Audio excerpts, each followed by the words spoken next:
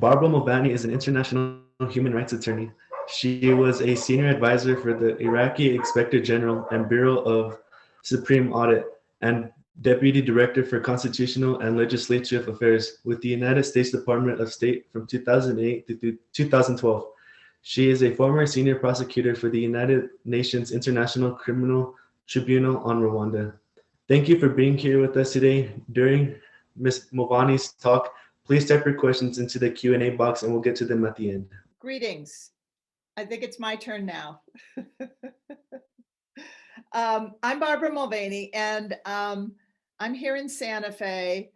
I was a prosecutor here in Santa Fe with the Attorney General's office, and also I worked over at the County Council. But in 2002, I'll just give you a brief background. I accepted a job as a prosecutor at the International Criminal Tribunal for Rwanda, and I moved to Tanzania. And I ended up there, staying there for about 6 to 7 years, working on one trial. And it was basically the masterminds of the Rwandan genocide.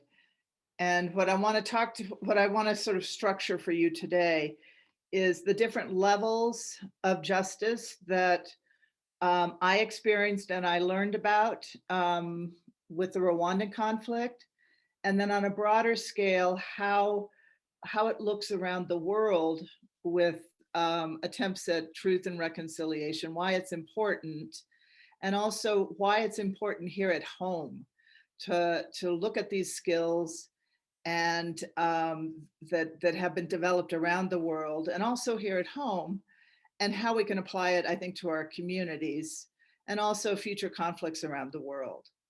So the Rwandan the genocide against the Tutsis is what I was there to prosecute, and I had the military masterminds of the genocide. So our trial actually took 6 years, and it was long. I had 4 the top-ranking military officers, but during that time, I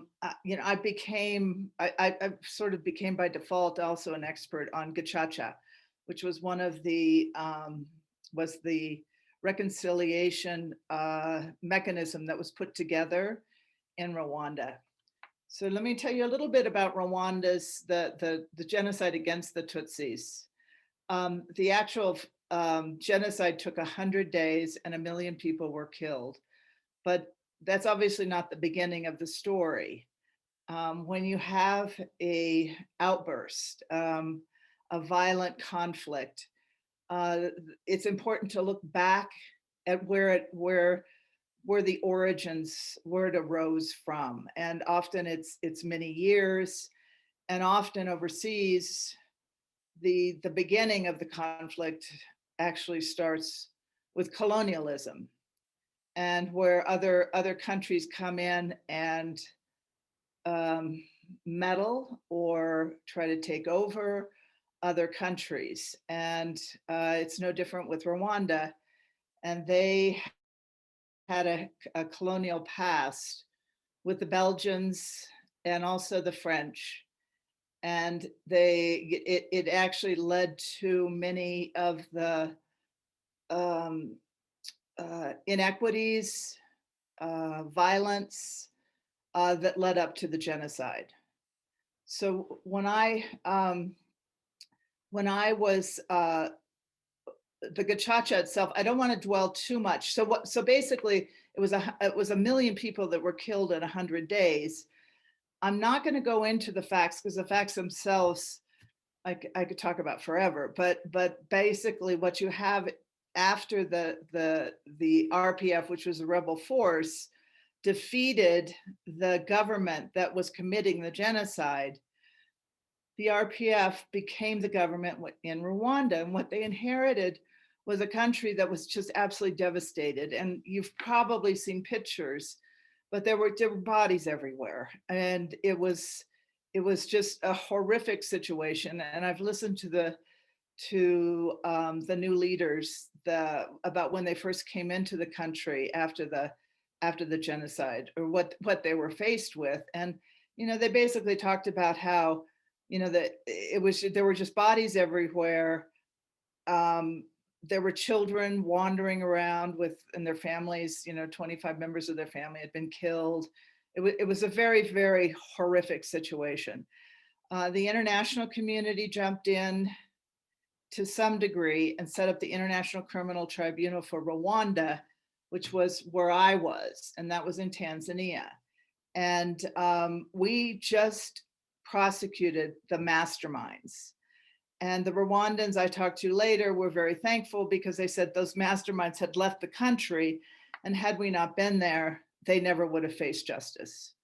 So what we at the tribunal themselves, we had the people that actually organized it. So we ended up doing about 80 cases, which doesn't sound like much, but when you have one case that it took 6 years to get a verdict from the time we started the trial. So it was very involved. And then back in Rwanda, so we were in Tanzania, our witnesses flew back and forth. And so I would go to Rwanda, and I learned more and more about what they were doing within the country themselves. And there was,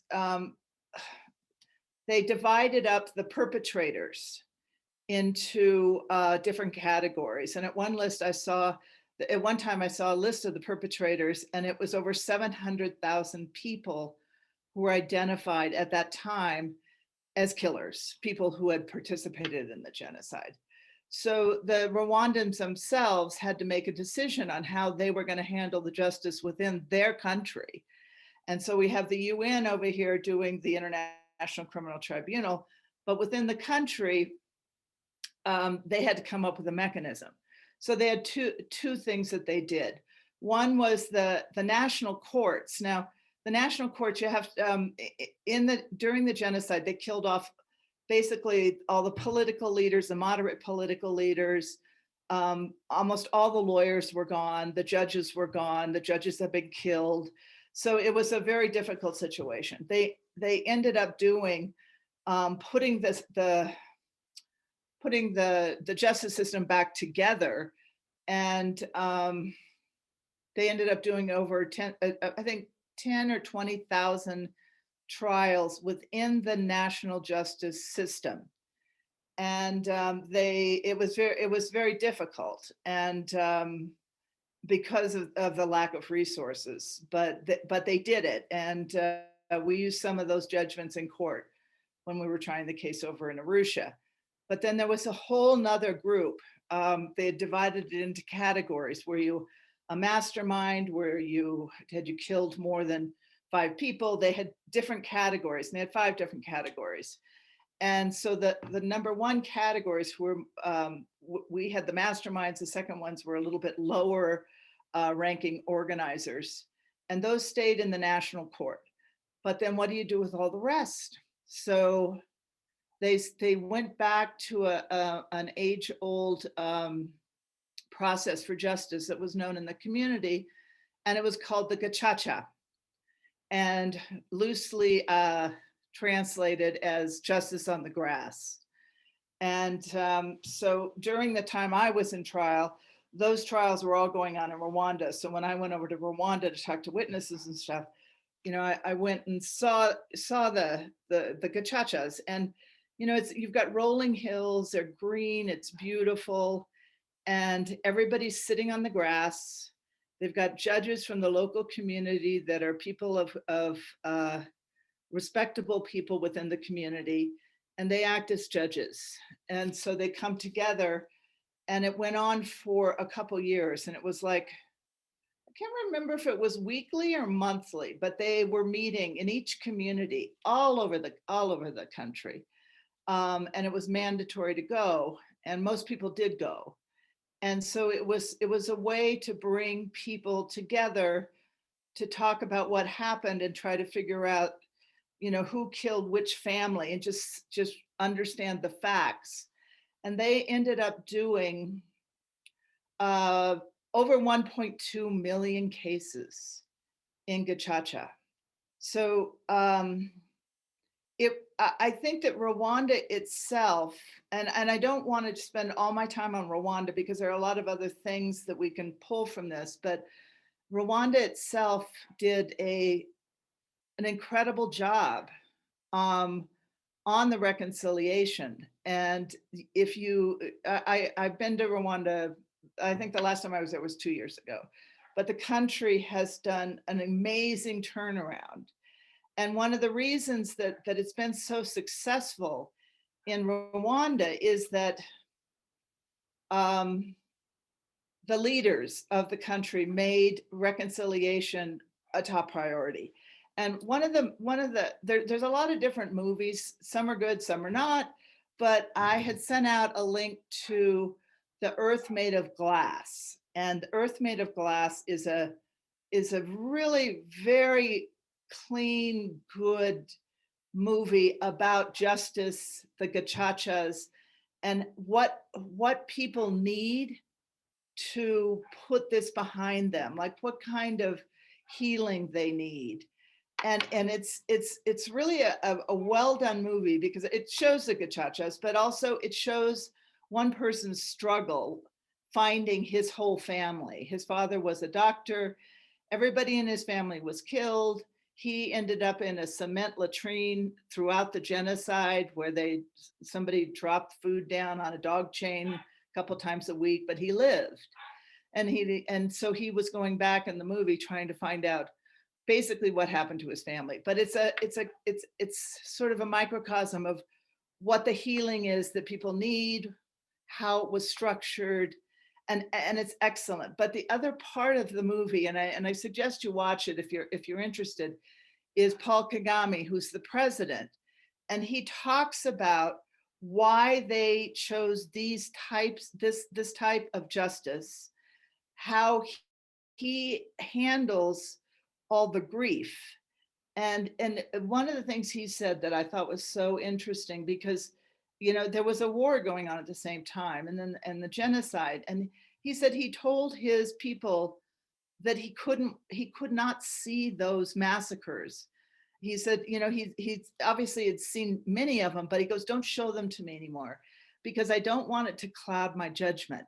And because you have that visceral kind of thing where you want revenge, and he didn't want that. He goes, he has to guide the country into a more peaceful space. And one of it is to get justice for the citizens, but also to take them forward and not always be looking back. But it's a fascinating movie, and there's so many good and interesting movies now about reconciliation and Rwanda. And if you're interested, I highly suggest them. But we're not here just to talk about Rwanda. When we talk about mass atrocities and reconciliation, these are things that are going on all over the world.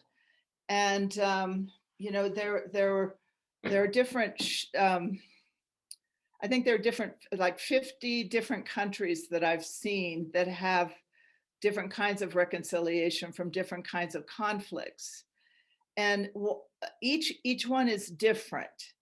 And one of the ones that I was aware of was in Guatemala. I went down. They had a genocide of the Mayans, and they had a trial, and they convicted the president of genocide. So I went down and we were talking, and it was a 25-year-old or more genocide. So a lot of these things come about way after the event, to go back and look at these at older atrocities that still affect us to this day. When I was in China, the Nanjing, the rape of Nanjing, they call it. It was when the Japanese came in and they raped. It was during World War II, or the precursor. There was a massive atrocity there in Nanjing, and they were still talking about it. When I went to talk about Rwanda, that's what they wanted to talk about. And so, these things are still with us.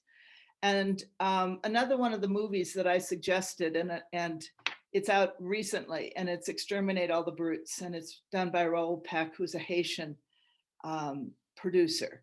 And he goes through the conflicts all over the world. And it's a great series. It's a HBO series, and it's got 4 episodes, but it talks about all the different conflicts all over the world, but also, how do you put things back together? And so, 2 of the conflicts that I think about, and that I'm sure we're all thinking about, is the Black Lives Matter and the Native American genocide. And those are both things that are here and they're current in the United States. And there was a Truth and Reconciliation for the Greensboro massacre, which I think was in the late 70s. And there's information on that. And there's another Truth and Reconciliation that was going on over the Native American issues and the Indian schools and the genocide that happened. But I think that a lot of those we'll see more of in the future. And the thing that I thought was so interesting about watching Raoul Peck's view of the whole idea of mass atrocities and how it affects us now is how what we see on the streets in the United States, what we see as injustice in the United States, so much of it stems from hundreds of years of inequities. And how do you come about, and how do you come together and try to go forward? So that's why I think it's so important, the topic that you picked. And I think one of the things that you have to understand is, I'm going to go back a little bit to talk about the different kinds of conflicts that are going on around the world, and how would you even structure a justice kind of process. And one of the ones that I'm more familiar with is ISIL or ISIS, depending on how you want to say it. I mean, it has 2 different monikers. But in Iraq, when I was there right in 2008 and 9 and 10. But after that, ISIL emerged and just devastated Iraq. And I'm sure you all followed it to some degree.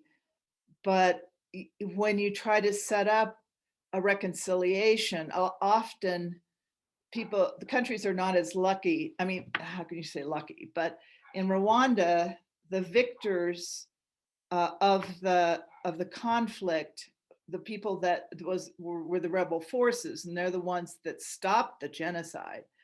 And so you actually had, the victors were the ones in charge, so they could put together a justice system from that point of view. But in a lot of these other conflicts, the victors, the bad guys are still in charge, so how do you come up with a justice system? And it's not, in Iraq, it's not that ISIL was defeated, but the country to put together a justice system has been very difficult, so to handle all these cases. And so the UN came in, and the UN set up an investigatory mechanism for the cases that arose out of ISIS in Iraq.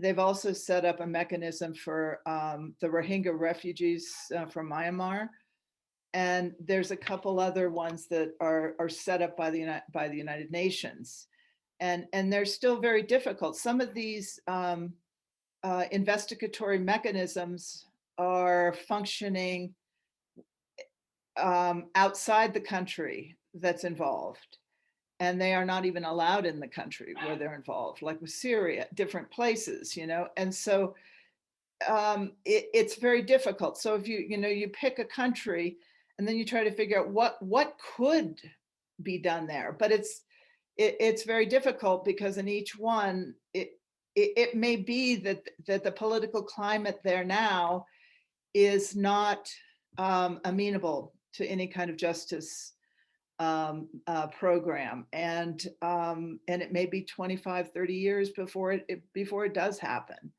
And so it's fascinating, I think, trying to come up with something that helps that country get back on track. And in some, I mean, when you think about the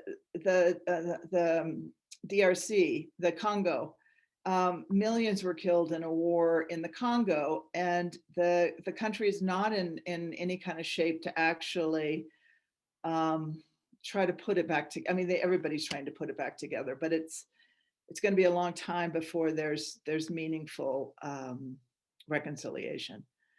But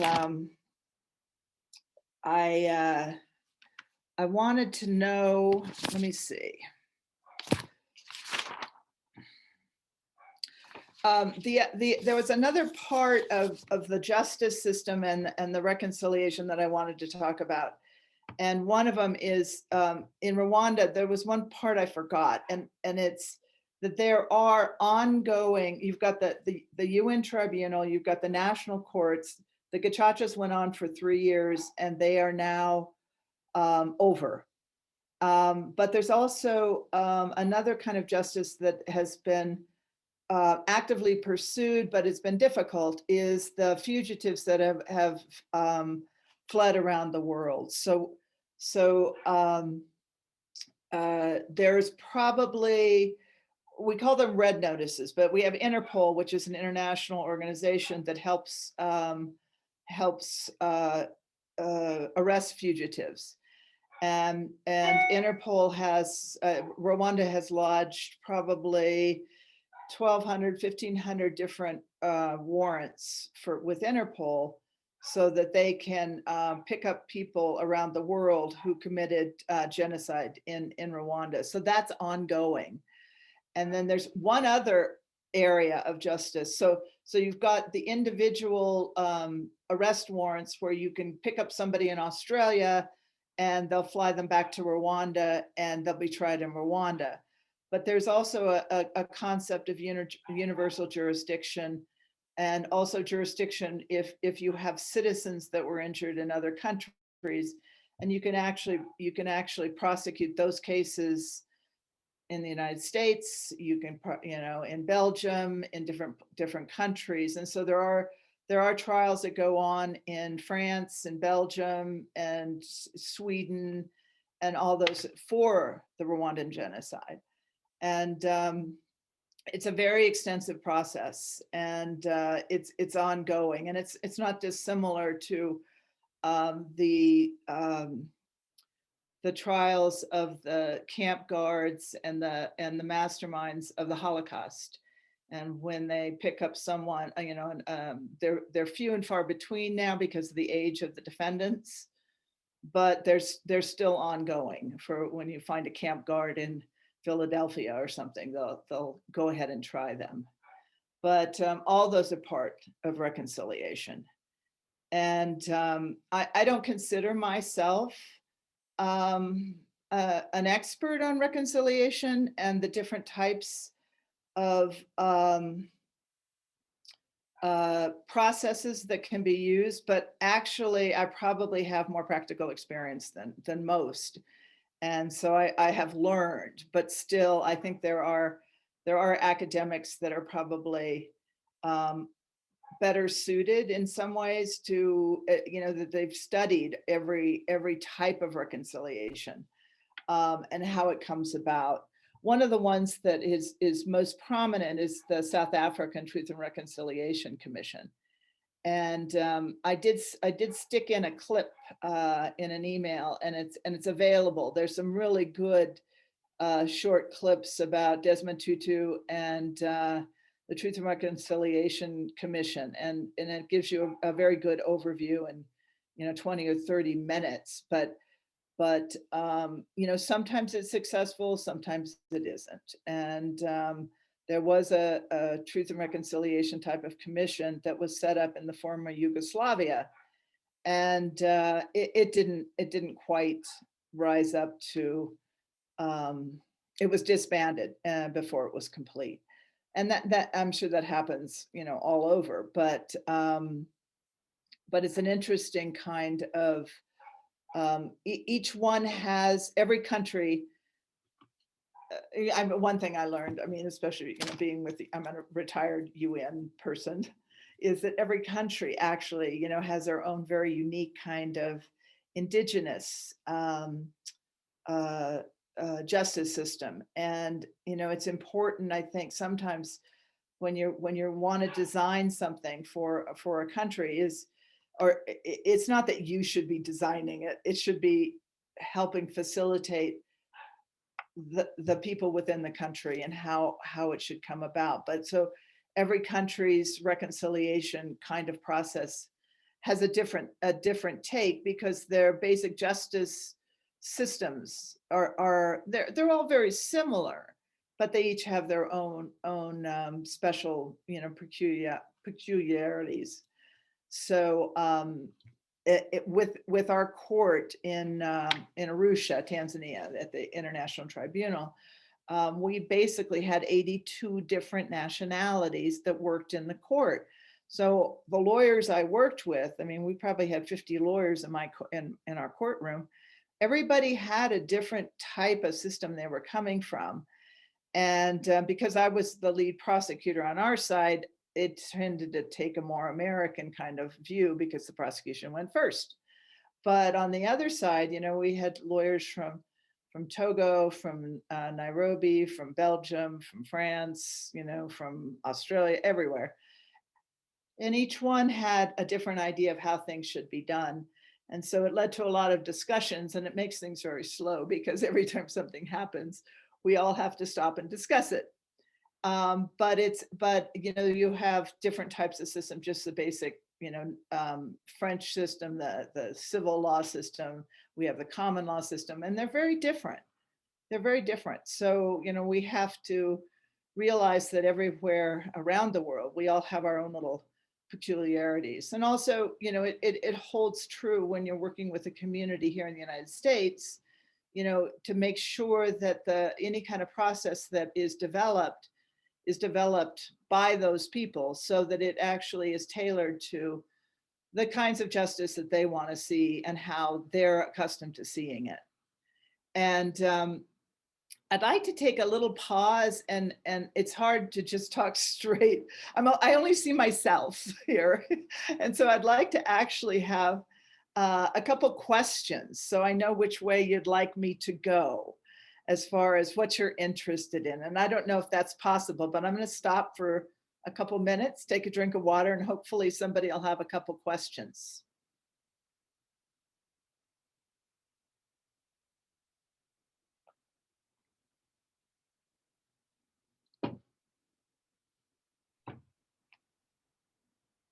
Go ahead and start to get the ball rolling. And so just remember, if you have questions, we encourage them. Please put them into the chat box or the Q&A.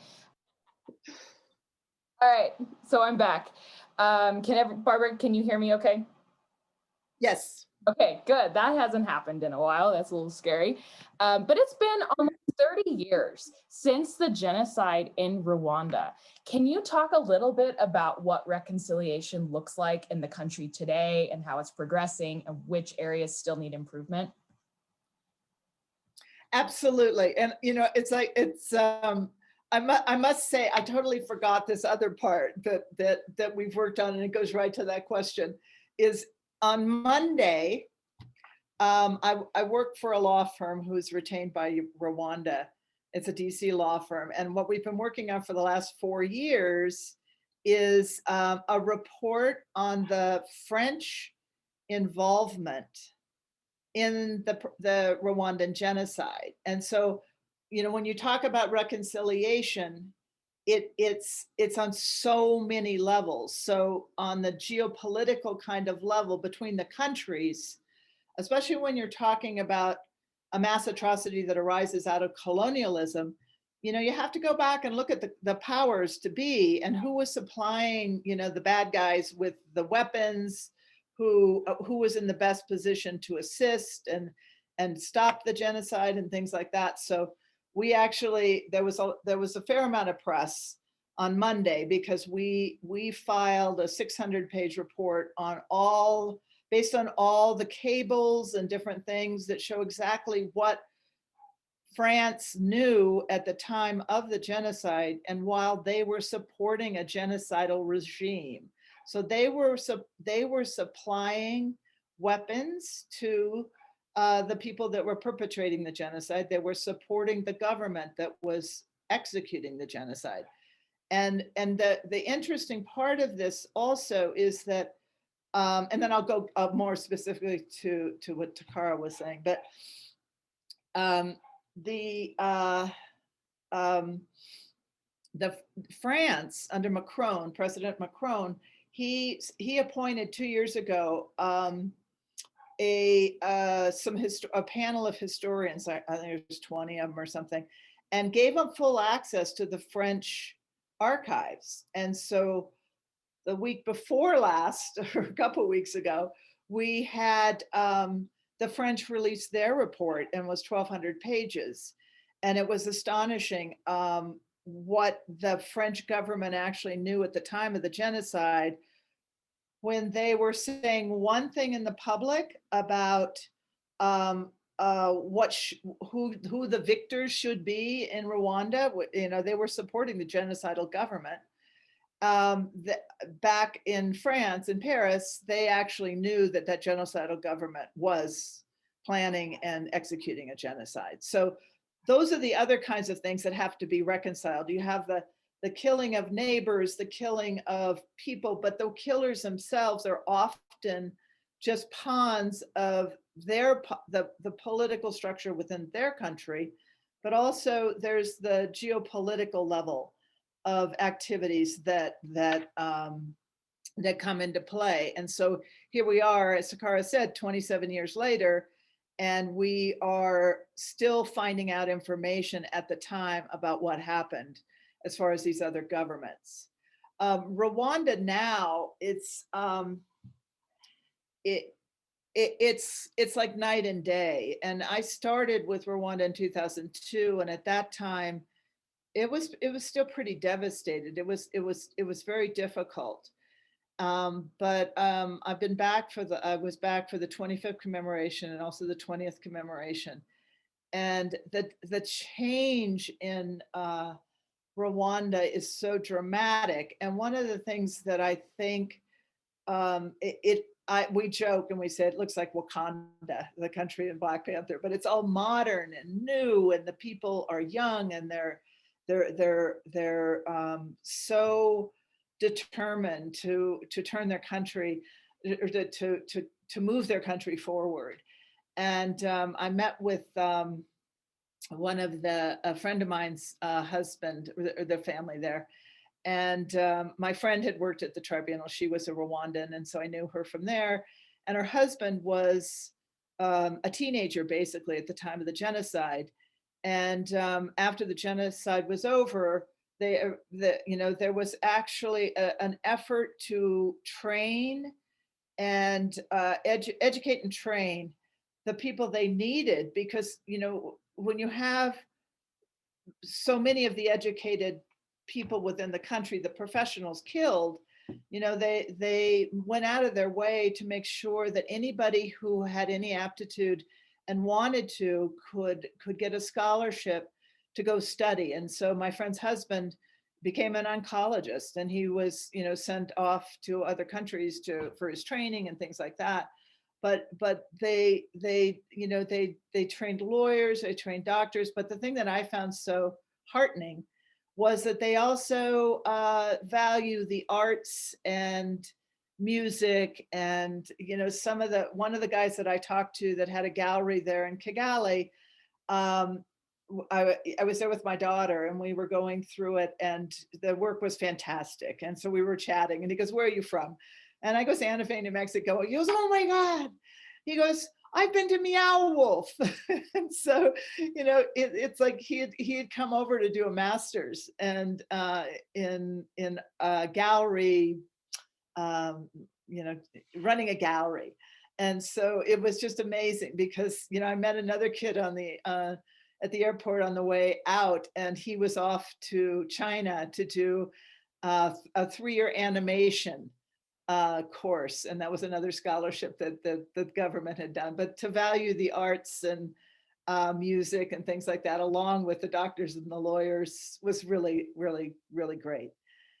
So, what was the rest of the question, Takara? Or do we have another question? No, I think you answered it pretty well, but I'm going to turn it over to Angelica now, who will be moderating. Okay. Hello, thank you. I think you answered that question pretty good.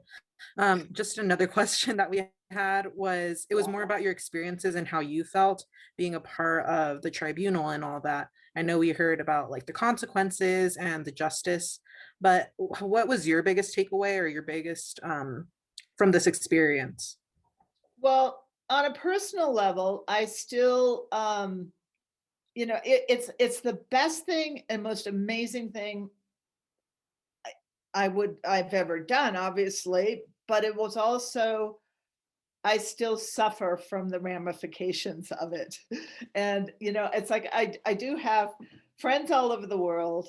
You know, I have Rwandan friends and then all the friends from the tribunal, and I value them more than anything, but also just seeing the horror is a difficult one. And so it was, we were working on the report. This is just a little story, but we're working on the report with the guys in DC, and I'm the only one that would actually had prosecuted these cases, but they know a lot. You know, they're amazing lawyers and they've done a lot of stuff. But when we were finishing a report, and the de Klerk report, which is the French report, I'm sitting there trying to get through 1,200 pages of all these facts that France had withheld from the community, the world community, until right now.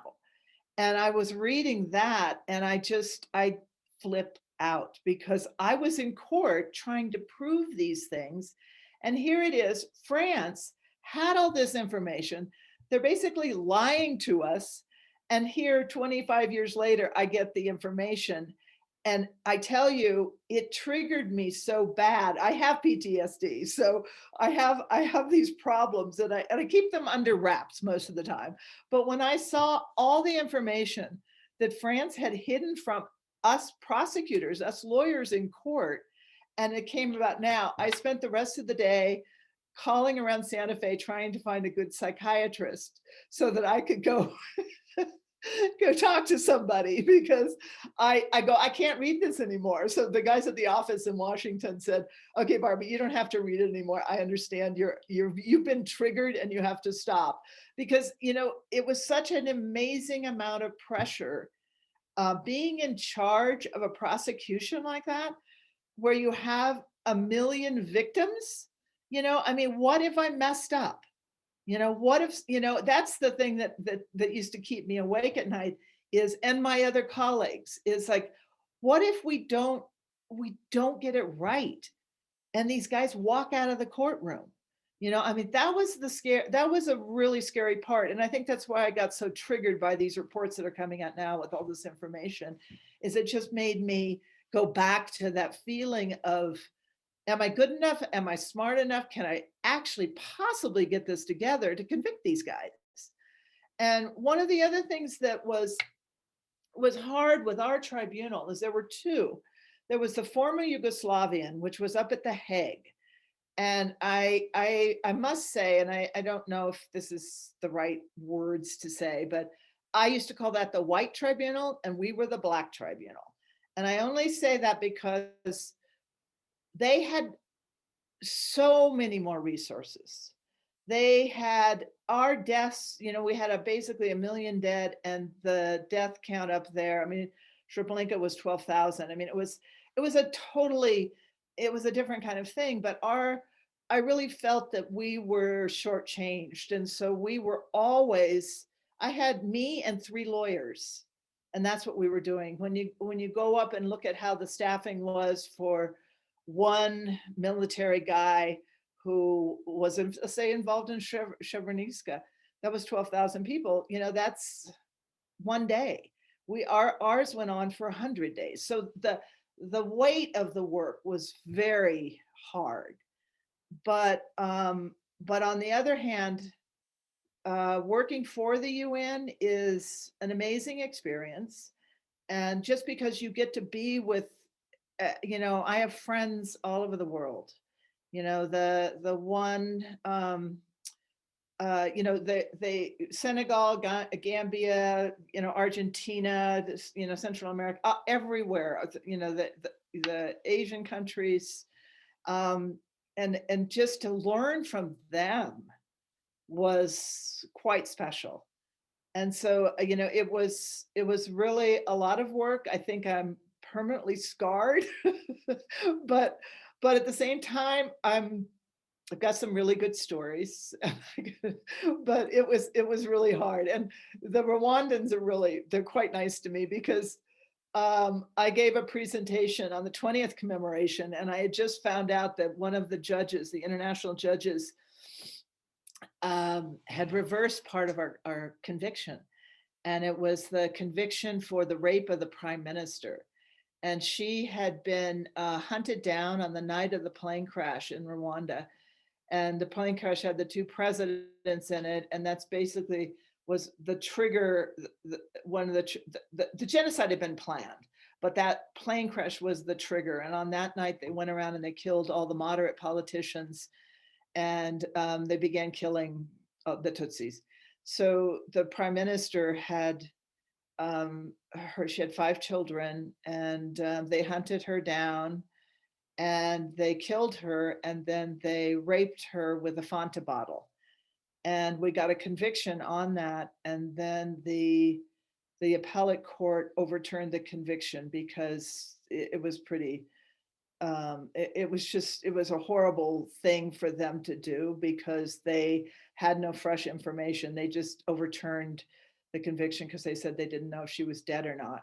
So I gave a presentation on that in Rwanda on the 20th commemoration. And we were just basically discussing the judges at the higher level of the courts were so out of tune with they weren't the trial court judges, so they were reviewing. And so they never saw the victims. They'd never been to Rwanda. They didn't know. And so they were judging our work at a standard that was impossible. And so they came up with that decision. And so when I presented, I was the crying lady at the tribunal, at the commemoration. And they started, I went through it. And by the time I got done with it, I was in tears. But it was, people came up to me afterwards and said, thank you, because we actually ended up getting rid of the judge that was sitting up in The Hague, who really had never been to Rwanda and was overturning these decisions. And in the last 5 years, we've gotten rid of him and we have a new judge. And he's very supportive. I met him in Rwanda. He was going to the museums. He understands the kind of trauma that people have gone through when you have a genocide like that. And we've things have changed in the last, every year it gets better. You get people that understand the facts more, but the facts in and around Rwanda are so complicated that a lot of the things that you hear about Rwanda are incorrect. And so I always sort of say, if the person you're talking to hasn't been to Rwanda in the last couple of years, they probably don't know what they're talking about. So anyway, that's a long answer, I think. Thank you for that answer. It was wonderful. One question I had, you mentioned the International Criminal Court in The Hague. So do you think the way they have their court system set up and their prosecution team and all that, how they do that is more effective, or is it just different than how the UN does it? I know a little bit about The Hague, and I know it's very separate and not all countries are associated with it. Do you think that perhaps if more countries were associated with it, it would work more efficiently? It's a very good question. And I must tell you that, like, the lead prosecutor there, Fatou Bensouda, I was her boss at the tribunal. So and then the president of the ICC, Chile, was another one that I worked with at the tribunal. So it's funny because it's not all that different. And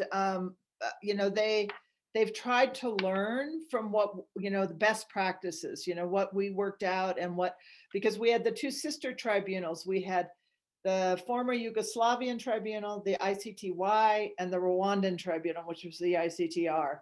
And we actually had a joint boss between, that, and so we were actually part of the same thing. And then they've closed off the tribunals, more or less. The Hague, the ICTY has a few more things to do. But then the ICC was agreed upon by treaty with all the many countries in the world.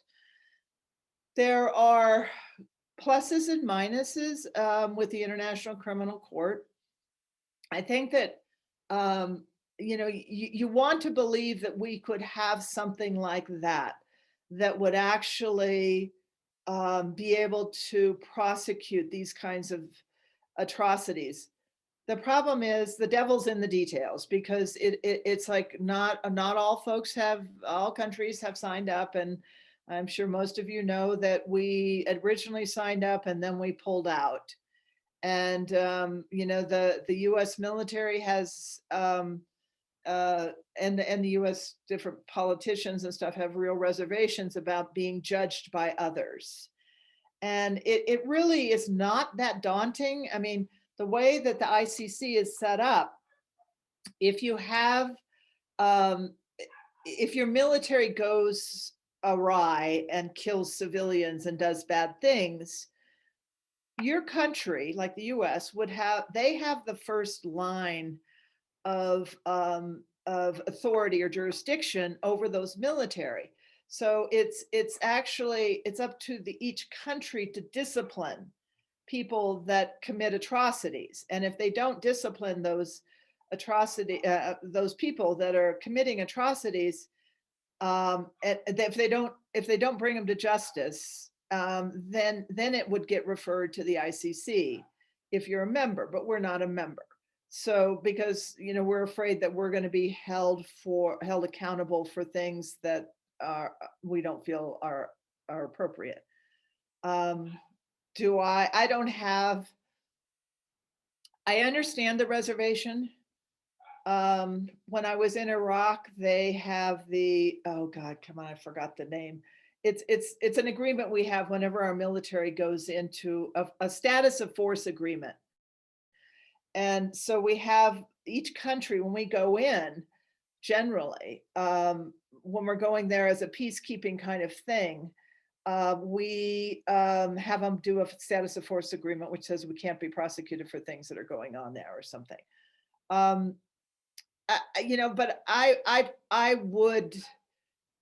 I think everybody would like to have a fair and just court that handles things around the world that are not handled appropriately by a country. But it violates often the sovereignty of the country. They're afraid that they have a world force that's coming in that's imposing their idea of justice upon a country when it may not be the right justice. So it's always a trade-off, and it's always political, because right now with the ICC, there are countries that should be looked at by the ICC, but they're blocked by the Security Council. And so they're not referred over. So they're always, especially now, there still is a very strong political bent to who gets to the ICC and who doesn't. And so that's always a little worrisome, that there's a different standard, and that, some countries like the Uyghurs in China right now, that's all it's a problem where they've called it a genocide, but nobody's particularly doing something about it. But that's, not dissimilar to different countries. I mean, I think of Yemen, I think of Syria, trying to bring justice to Syria.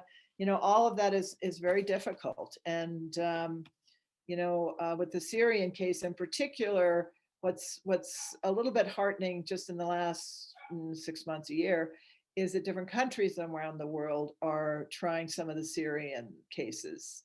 So it's not going to the ICC, but it's going to the national courts in different countries. So it's generally about the political will in different countries and how the cases line up. But often the better cases now, I think, are done in some of the national courts, and the ICC it struggles. I think it struggles, but it's important. Thank you. Just expanding on different just issues that have happened around the world. There were massacres after massacres in Guatemala is carried out by the government supported by the United States. What pressures did you face, and if any, by the US government, which supported military governments? What roadblocks did you evade in documenting and carrying out justice in Guatemala? Well, I didn't do the cases in Guatemala. I went down and talked to the people that did it. But, unfortunately, one of the things that I have on Google Alert is National Security Archives, because, they go back and they pull out information out of our government about different things that we've done around the world that we don't really hear about in the press. And so, especially in Central America, the US involvement was very negative, and it went on in different countries. And it's not dissimilar to what we just looked at with France, and how their influence in Rwanda impacted the killing and the atrocities that happened there. So, but what are we? I mean, it was the country themselves decided Rwanda wanted to know, they wanted the facts, they wanted to write their own history. They didn't want, France kept putting out things that they were bad, and it's like, no, actually, if you look at the facts, you were bad, I mean, they go back and forth. But, if you don't have the real facts, you're sort of destined to repeat or do, you have to have the clarity of the facts. So as you say, in Guatemala, it's like, how do we have all the information about what happened? I mean, I think I'm not an expert on it, but I know that a lot has come forward. And one of the things that I saw when I was in Guatemala, just blown away by, was the military archives they have there. And where we had a problem finding the military archives with Rwanda would have been super helpful. But the military that executed the genocide in Rwanda, they packed all the archives into a bus and took it up to Congo. So we didn't have the archives. And but in Guatemala, they have a museum of all the archives, which is fascinating. And so it's important to have that. Now, when I got to the tribunal, one of the first things I did, the trial was starting quickly, and I was sort of, catching up. But I got a hold of the U.S. government, and I said, these, 5 witnesses, which were different American diplomat type people, I want to talk to them right now. And I complained sometimes because they weren't on our witness list. They should have been on our witness list. They could have helped.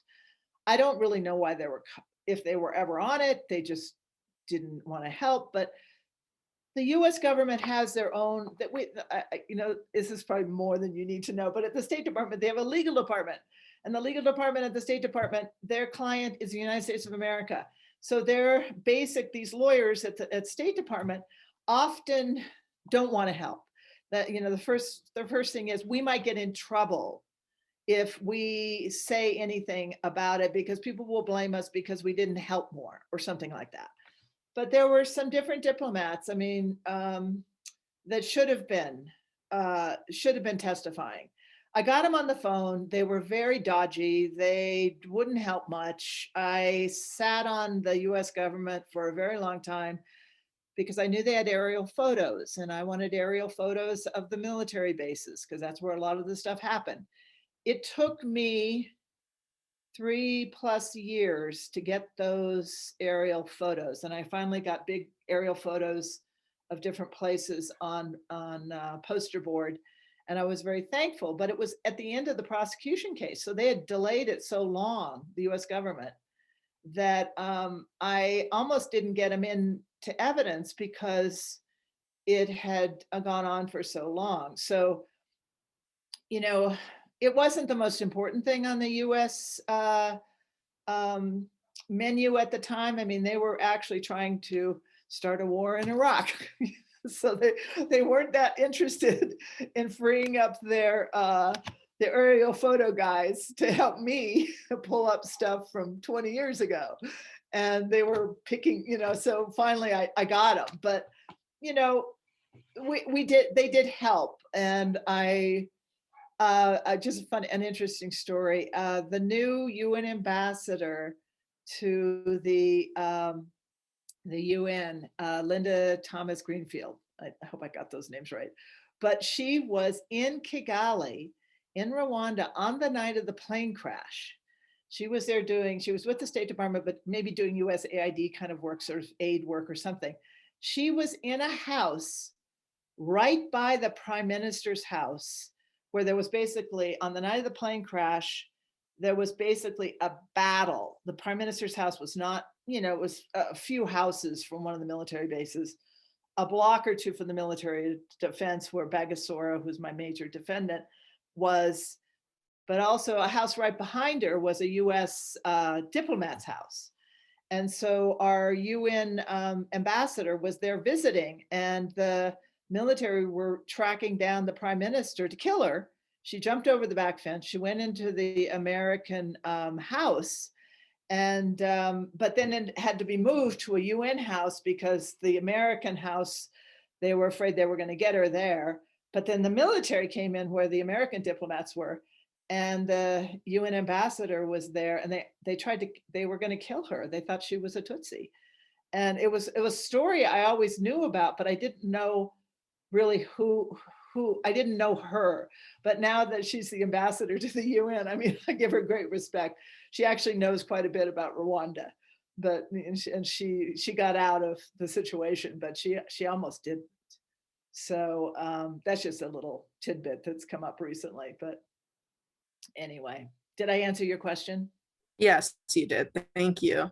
That was a very interesting story, and kind of crazy to think that now, after, like, she's still there and now she's an ambassador. Yep. She's doing a great job too. So far, so good.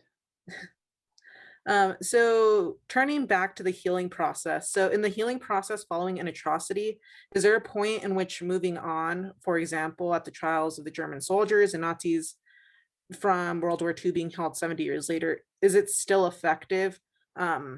So I guess in contrast, how do governments and those in power deal with an immediate atrocity, keeping in mind that their decisions can influence the future for decades to come?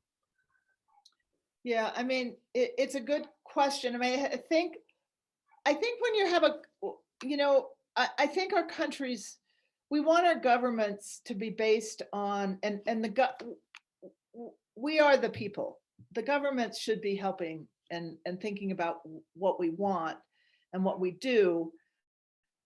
But also, we want the history to be correct. I mean, you can't, it's hard. It's okay. So exterminate the brutes. I'm totally into that, this show. But it actually sort of flips a lot of our history that we learned in our country about, the westward movement, and the fact that, what happened to the Native Americans, what happened with slavery. But they go back and they basically trace it to white supremacy and things like that, which is true. But they've also adjusted the whole idea of Thanksgiving. It wasn't such a great day for most people, and so we basically have a history in some ways that we learned in school that is not factually correct, because it doesn't take into these kinds of situations. So when you think about trying a mass atrocity many years later, I think there still is value, because when your governance and your history is based on lies, it comes back to haunt you. There are people that remember, they know.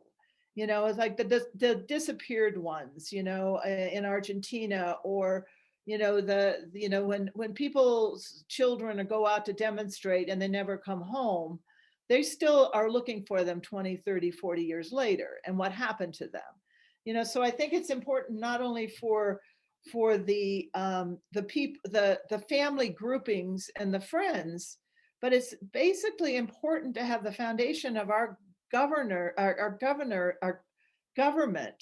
to be based on true events, not whitewashed events about what happened. And so it's like, if you see in Black Lives Matters, if you go back and try to pull the threads apart, the basic slavery, the 12.5 million people that were brought here as slaves, and then what happened all the time, from then until now, to keep people suppressed. Same with the Native Americans, I mean, the great, the horrors that were perpetrated upon them, and the taking of their land, and the basic genocidal acts that were perpetrated upon them. I mean, we have to come to grips with that so that we can move forward. I mean, that's my belief. I mean, I guess you can just say, oh, history doesn't matter, and we're just, I don't care how I got here, I'm going to take it from, right now and just move forward. I don't really buy that. I don't think that works. I think you actually have to have the facts in place. Yes, thank you. And then just to add to that question a little bit more, do you think you feel some cultures are better suited for reconciliation? Like you said, in Rwanda, peace happened pretty quickly once the government was reinstituted. So do you think that different cultures are affected differently, or do you think it just depends on who's in charge? I think it's a cultural thing, and some people, I'm very partial to the government in Rwanda because I must, the joke I say is I pretended that President Kagame was my president for those 4 years where the other guy was president here, because, the president here was fueling, racial divides and, saying all these things. I mean, you wouldn't catch President Kagame doing that. I mean, his whole focus is to put people back together, and to make sure no one invades the country. That's another important one. But also, just making I mean, he's always positive words. I mean, there was another day in court that I just honestly, it makes me very emotional, but we had these personal information sheets, and so every witness that came in had to fill it out. And one of the questions was, are you a Hutu or a Tutsi? And about a year into the trial, we had a guy, we call him detainees. He was a genocide. I mean, he was a guy that was in jail in Rwanda, but we brought him over to testify. And the judge said, you didn't fill this out on your form. Are you a Hutu or a Tutsi? He goes, in our country now, we are not Hutus, we are not Tutsis, we are Rwandans. And we all start crying. It's like that's the kind of leadership. Yeah. Sorry. I'll just give you a moment. That's fine. Myself. Yeah, and then just to expand on that question a little bit more, since So the culture, the culture of the country, like you said, I can tell you're very proud of Rwanda and being involved in that. So do you think their culture really was affected by it? And was their culture do you think that is really what kept them together throughout the genocide? Well, the culture themselves, I mean, the Rwandans are amazing people, and they're so kind, and they're so they're just wonderful people. They right now we're just at the end of the Kwabuka, which is the annual remembrance, and they do it every year. And so the 5-year ones, the international folks come in and stuff, but the 1-year ones, it's a time of reflection, and they do it starting on April 6th, and they go through the time of reflection. And they actually, one of the things they do, which I think is, they have a big genocide museum. They have the since that are there. They look through, they gather the information, and but they also, there were since it was a 100-day period, there are things that happen on every single day, especially in the beginning. And so they actually put out texts on that, so everybody knows, what this day is, where the massacres were and things like that. I mean, it's actually, it's something where, if you're sitting on a hill in Rwanda and you're very rural and you grow cabbage and stuff and your family's pretty isolated. And I had witnesses like this. They had never been to Kigali, even though it's a tiny country. Sometimes when they judge distances, it's always walking because they don't have a car. So, they have a 2-hour radius of where they've been, where they can walk. And so I think it's important to also bring it all this information and the facts and things like that out to the country. So it's like keeping it all unified. I think, is one of the things you're talking about, but keeping it all, having a settling on the history, having a truthful history, teaching it in school. How do you get the books out there? I mean, all the schools and the teachers have, the schools were destroyed, the teachers have been killed, students have been killed. But, putting together, a whole education system. And so many of the young military guys, the rebel military guys, the ones that actually stopped the genocide, when I met them in Rwanda later, I was always so surprised because they were all they were well educated, and they talked about the school system they were going to set up. And it wasn't something I really expected to hear from the military. These young guys, they were super cool, but they were telling me exactly what kind of education system they were going to set up. So they all pulled together, and they all support each other, and you see it when you go there for the big commemorations. When I'm sitting there in a stadium or something, and some people just fall apart, but everybody around them, takes care of them, and it's good. Thank you. I'm just going to ask one more question, and I think we're going to wrap it up here. So this question is about the book Silent Accomplice, the untold story of France's role in the Rwanda genocide. Yeah. So do you think this book provides an accurate portrayal of France's role in the genocide? Absolutely. And that's Andrew Wallace, and he's great. He's a wonderful guy. And he's got a second book,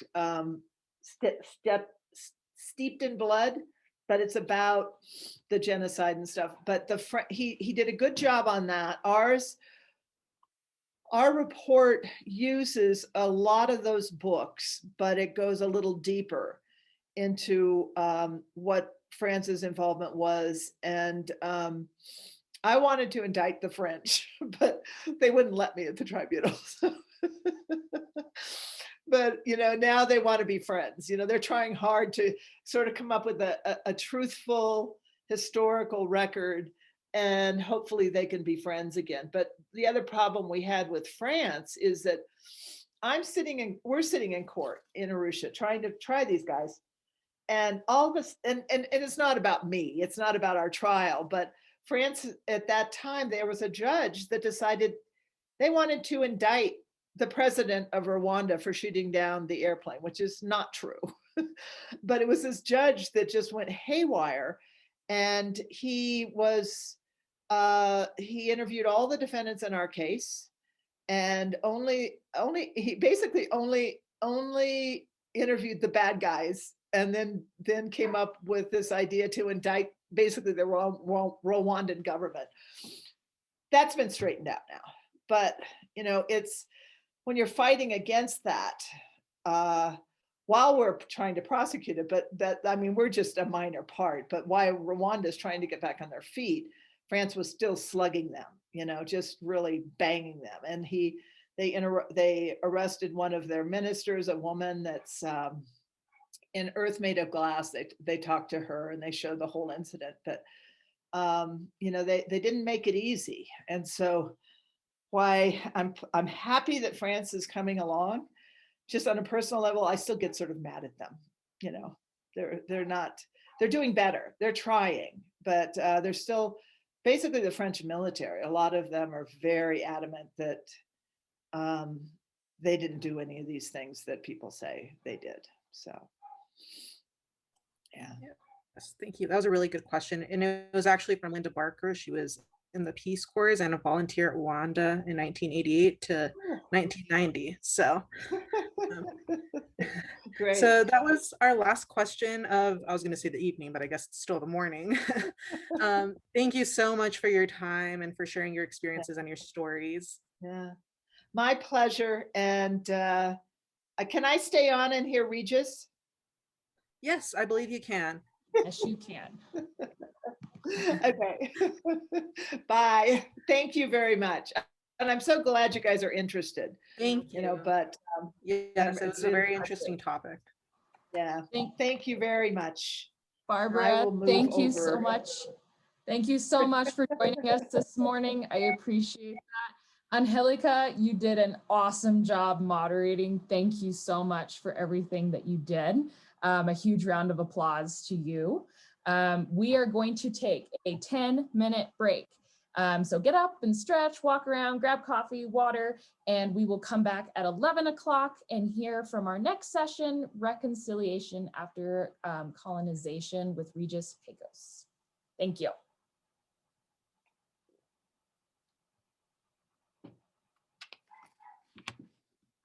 Come on.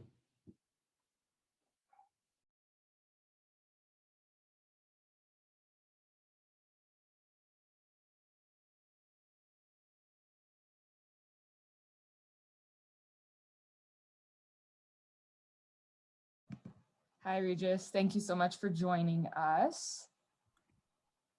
Good morning. How are you? Good. Let me. What a remarkable job by Angelica. She did a good job. We were talking about that earlier this morning. I said moderating is not easy. So you really have to give yourself a pat on the back for that. You had a nice flow with your questions and the responses. That was really well done. Congratulations. Thank you so much. So I am actually going to start bringing in, so Angelica was with the first group. So Angelica, I'm gonna switch you and you're gonna join as an attendee now, and you can get yourself a glass of or coffee or water, something, and think, okay, whew. And I'm gonna bring on group number 2. And so Regis, you can meet them.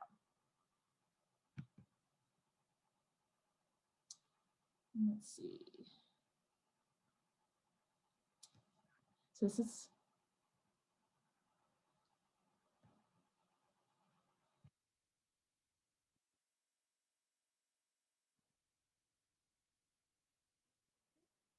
this is Elizabeth.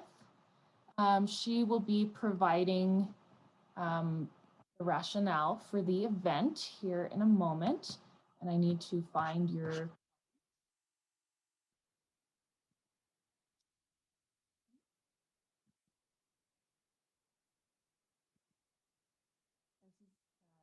Lali, Victoria.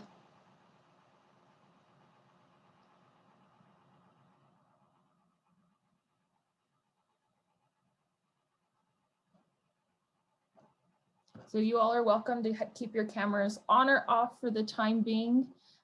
Take a break. If you have any questions, please feel free to write them in the chat or you can ask me.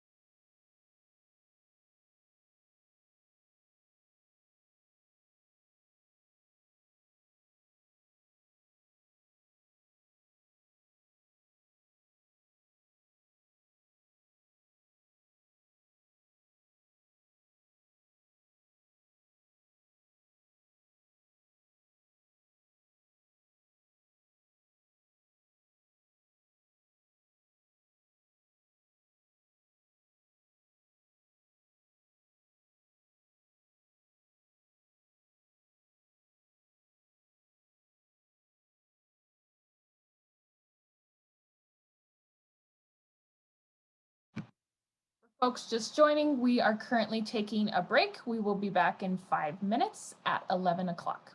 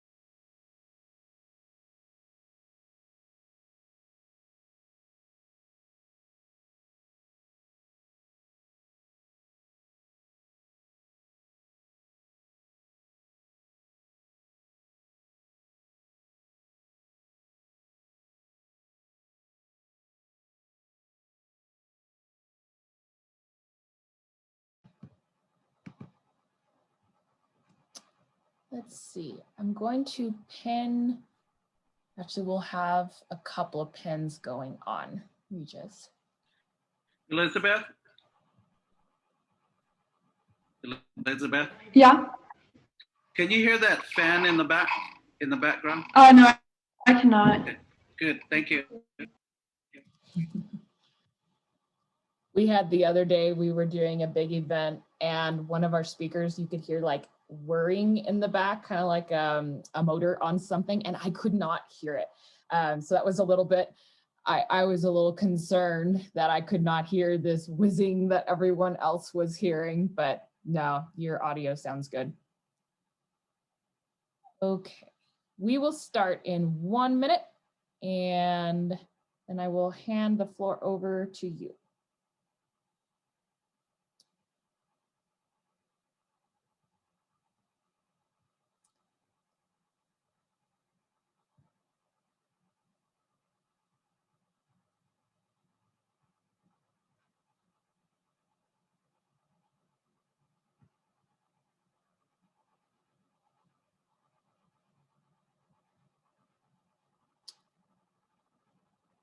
Okay. And Regis, I lost internet connection on the last call. So if that happens again, I get logged right back in. So just continue with the conversation and I will be right back. Okay, let's go ahead and start. Good morning, all. Thank you so much for being here with us. And welcome to anyone just joining for our second session of our second annual Global Citizens Summit. This year, it was designed and is being run entirely by our high school fellows. For anyone who has not met me, my name is Takara, and I direct the education programs at the Council on International Relations. It is my honor and pleasure this morning to introduce our second group of fellows who will be introducing and moderating this second session of our conference. Isabella is a senior at Mandela International Magnet School. Dana is a junior at Los Alamos High School. Asia Rain was not able to be with us this morning, but she is a junior at Navajo Prep in Farmington. Zitlali is a senior at Mandela International Magnet School, and she will be moderating the Q&A portion of our event today. And Victoria is a senior at Los Alamos High School and will be introducing our speaker. But before that, let me introduce our last, but certainly not least, fellow this morning in this session. Elizabeth is a junior at Los Alamos High School and is going to take a moment to briefly explain the rationale behind designing this session this morning. Elizabeth, the floor is yours. Thank you, Takara. My freshman history class spent a full week studying World War II. Yet not much. Oh, can you hear me now?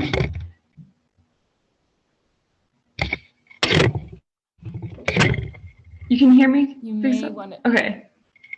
I think everyone else can hear me, so I'm just gonna keep going. Is that okay? Elizabeth, I still cannot hear you on my end. You may need to take out your earbuds. Okay. Okay, that's fine. We will come back at the end. And interesting. Yeah. Sorry, guys. I think this is an error on Takara's end, so yeah, I'm just going to keep going. My freshman history class spent a full week studying World War II, yet not once was the Holocaust mentioned. I spent an entire month learning about colonization, but the massacres that simultaneously occurred were never discussed. And in an entire year of world history, not once did I read a textbook passage about the Rwandan, Cambodian, or the Armenian genocides. And I am not alone. Every other CIR fellow in my group has this shared gap in their education.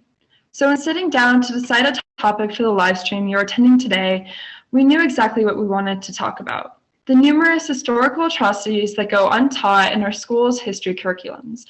It was actually through CIR live streams that many of us even found out about these horrific events, and we wanted to continue that spread of information by addressing the history that took place in many of our own backyards: the genocide against U.S. indigenous communities. Famous Spanish philosopher George Santayana once said, "Those who cannot remember the past are condemned to repeat it." Today, we want to not only remember our states and countries' past, but also address how we can reconcile with this history. So without further ado, I will turn over the floor to Victoria to introduce our wonderful speaker. Thank you, Elizabeth. It is my honor to introduce our second speaker this morning. Regis Pecos is a citizen of the Pueblo de Cuchiti. He is currently the co-director of the Leadership Institute at Santa Fe Indian School, which he co-founded. He has served as the counselor and former lieutenant governor and governor for 3 terms, and is a lifetime member of the Tribal Council of the Pueblo de Cuchiti. Pecos was most recently the chief of staff to the Speaker of the House of the New Mexico House of Representatives. Pecos previously served as the senior policy and legislative analyst to the Speaker in New Mexico House of Representatives, and for 16 years as the executive director of the New Mexico Office of Indian Affairs under 4 administrations. Thank you for being with us today. During Mr. Pecos' talk, please type your questions into the Q&A box and we'll get to them at the end.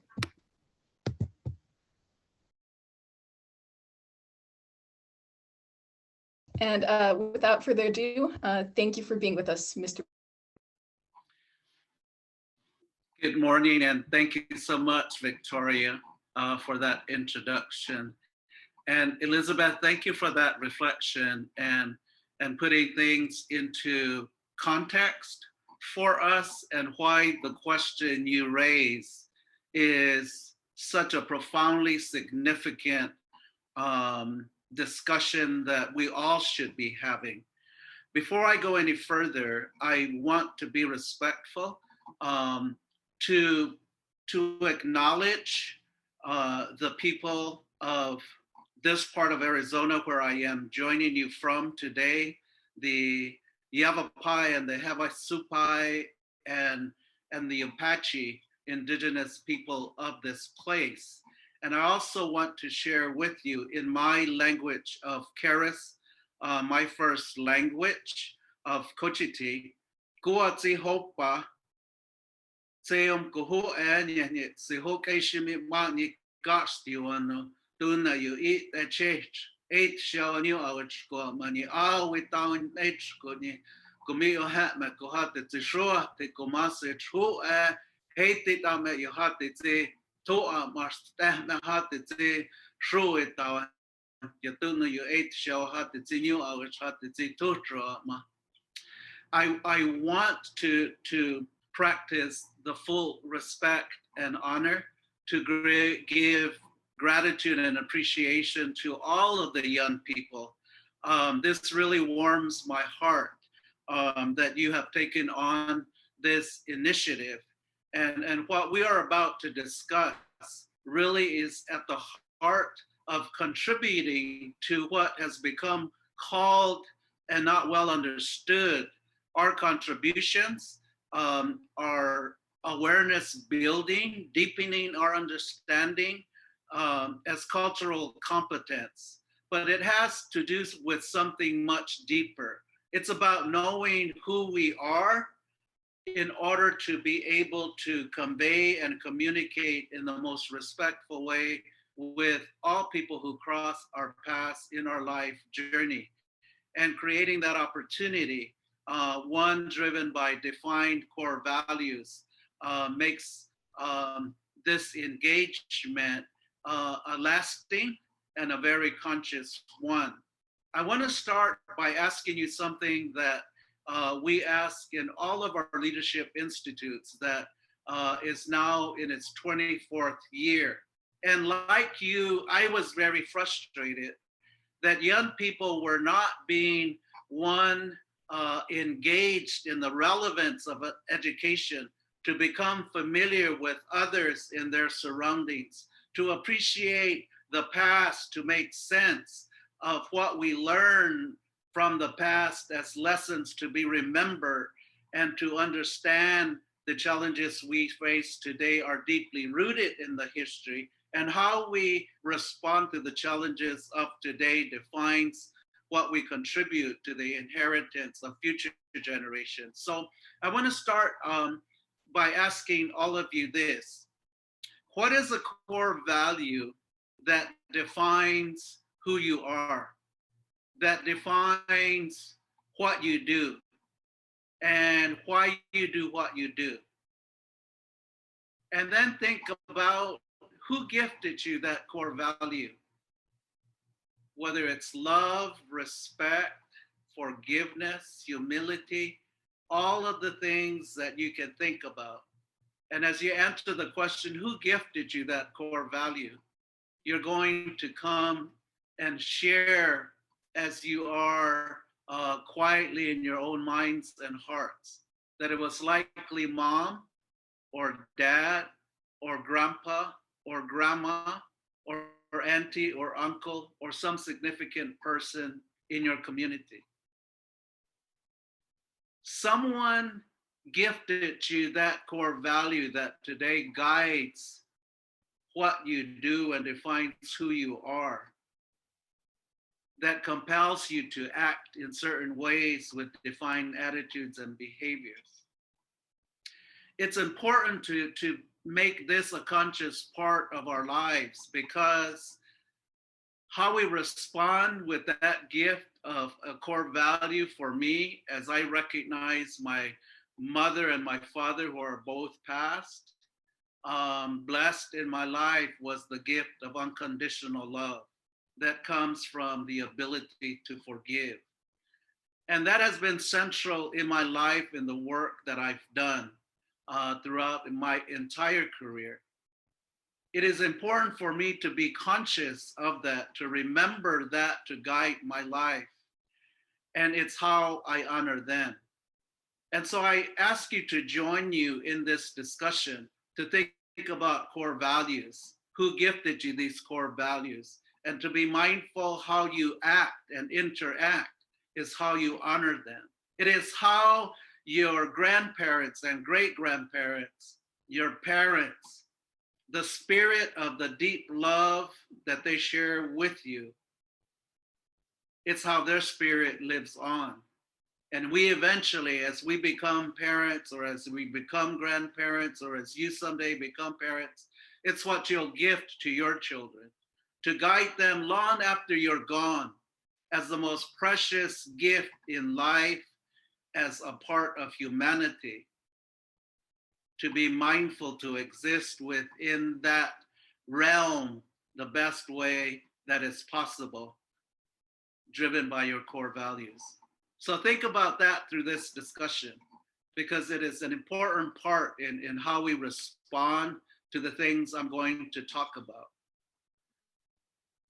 Colonization and the process of colonization is a very, very huge topic. It really drives some very emotional responses, because the process of colonization, for the most part, is not at all positive. And it has to do with drawing the worst elements and characteristics in this process.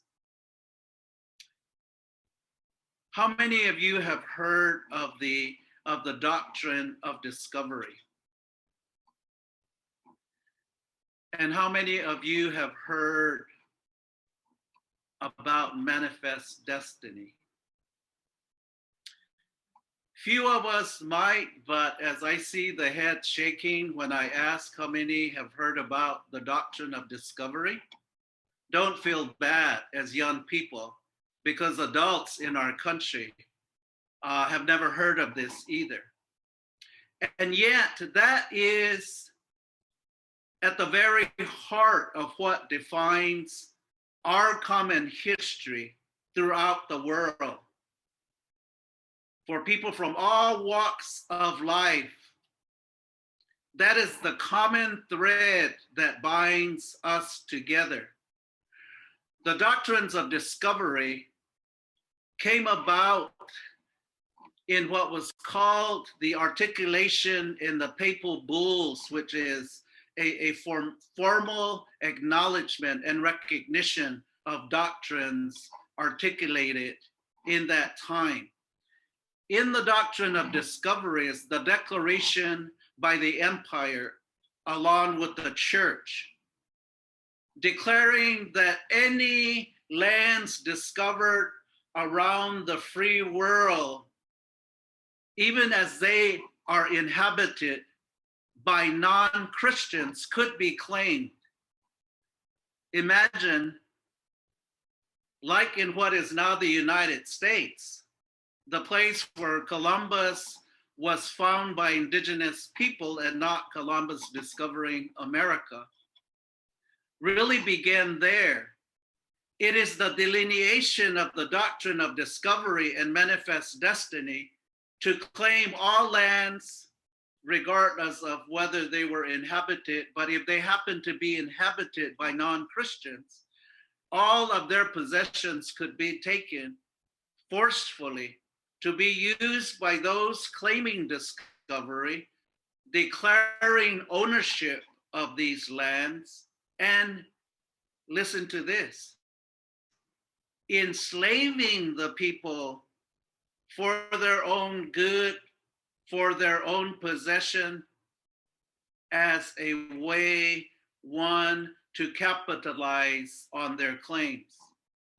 This is really astonishing words, because colonization is the forceful taking. And when you are going to forcefully take something that belongs to Victoria, Victoria is going to resist. And in that process is where conflict emerges upon those who are imposed, infringed upon, whose lands are going to be taken, whose children and families, members of communities long existing before this encounter, as was the case in America, that you could become the slaves of people from across the ocean, lose all of your possession, lose all of your lands. That is what was declared in the doctrine of discovery. And manifest destiny is the actionable part of that process. So for us in America today, that is where the common thread from the past to the future should be an important part of our collective study. That is our common history, like it or not. But that is what education denies us. It denies us why there was a Holocaust. We're denied to know why the people of Africa, civilization sophisticated in their development to be colonized and the people enslaved. The indigenous peoples of what is now the United States, once flourishing in the millions to be reduced, that in New Mexico, the indigenous people that survive today, only one of 19 pueblos. Cochiti, where I'm from, is only one of the surviving 19 pueblos. The language that I speak is one of the oldest surviving languages in the world. The indigenous government that one is the framework and the foundation of how we relate to one another, how we resolve issues, are among the oldest forms of governance in the United States and in the world, as a matter of fact. But as I ask you these two really important questions, the doctrine of discovery, manifest destiny that changed the course of the world, especially for indigenous peoples around the world, or non-Christians for that, as a matter of fact, around the world. We have never had the benefit to study, to know, to learn the lessons from that past. And as all of you, as was articulated in the introduction of this presentation, you are frustrated by the lack of access to this knowledge that is so critical, because today, the reckoning that we see, the pushback and the resistance to policing, the hundreds of Afro-American people who die at the hands of law enforcement has still and are deeply rooted from that colonialization process to this very day. It comes from the way in which, when slaves were freed, that the policing and the control continued after that period. That was where today's policing and that framework was born out of that time. And it still affects Afro-American people in this country in disproportionate ways, which is how they end up to be one of the largest represented people in all of our federal systems, juveniles as well. And what I'm going to tell you, you may not know, you may not like, some might be offended by it, but it is the truth. That the doctrines of discovery are driven forcefully by white supremacy. It creates, as a process, the kind of both implicit and explicit bias. It is built upon a race that claims to be superior than everyone else. If in this declaration, it gave the right to enslave, take the lands and all the possessions of all non-Christian people in the world. That same principle of white supremacy is how and why the Holocaust, one of the most atrocious acts in humanity, one of the worst crimes of humanity, was a result of a similar principle. But it doesn't stop there. If you take a look at the Declaration of Independence, the articulation in the Declaration of Independence is very much biased. If you take a look at our Constitution, read the article and the section that defines who we, the people, are in the United States of America. You're not going to find the recognition that women are included in the Constitution. Indigenous peoples long here before there was a United States of America are not included in the Constitution. And Afro-American people are defined to be 3/5 of a human being to continue to justify slavery.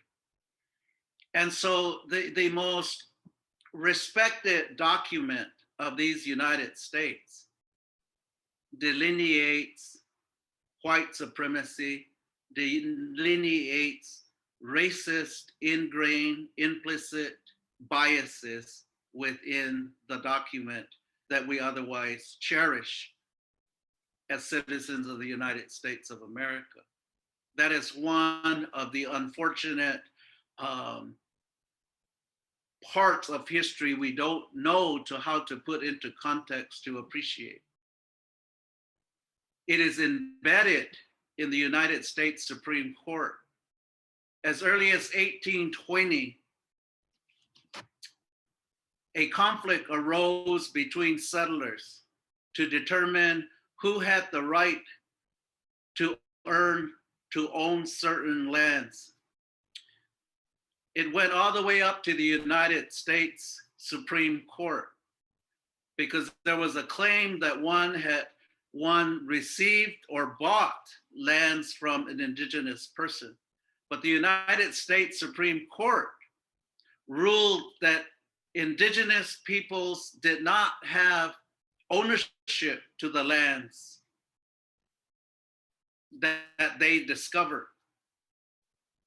They only had a right of occupancy. It's like the fish in water has a right of occupancy. It's like the bird who has a right of occupancy to sit on a tree, breathe the air. We were reduced, once owners of all of the lands in the United States, to one of occupancy. And we can say that's a long time ago, wasn't it? But it gave the right to not just declare the lands to be theirs. It justified genocide. It justified efforts to exterminate indigenous peoples, to declare war. And about 1890, the United States thought that education might be a more humane way to deal with, by then, what they called the Indian problem. So the first Indian education policy was introduced in 1890.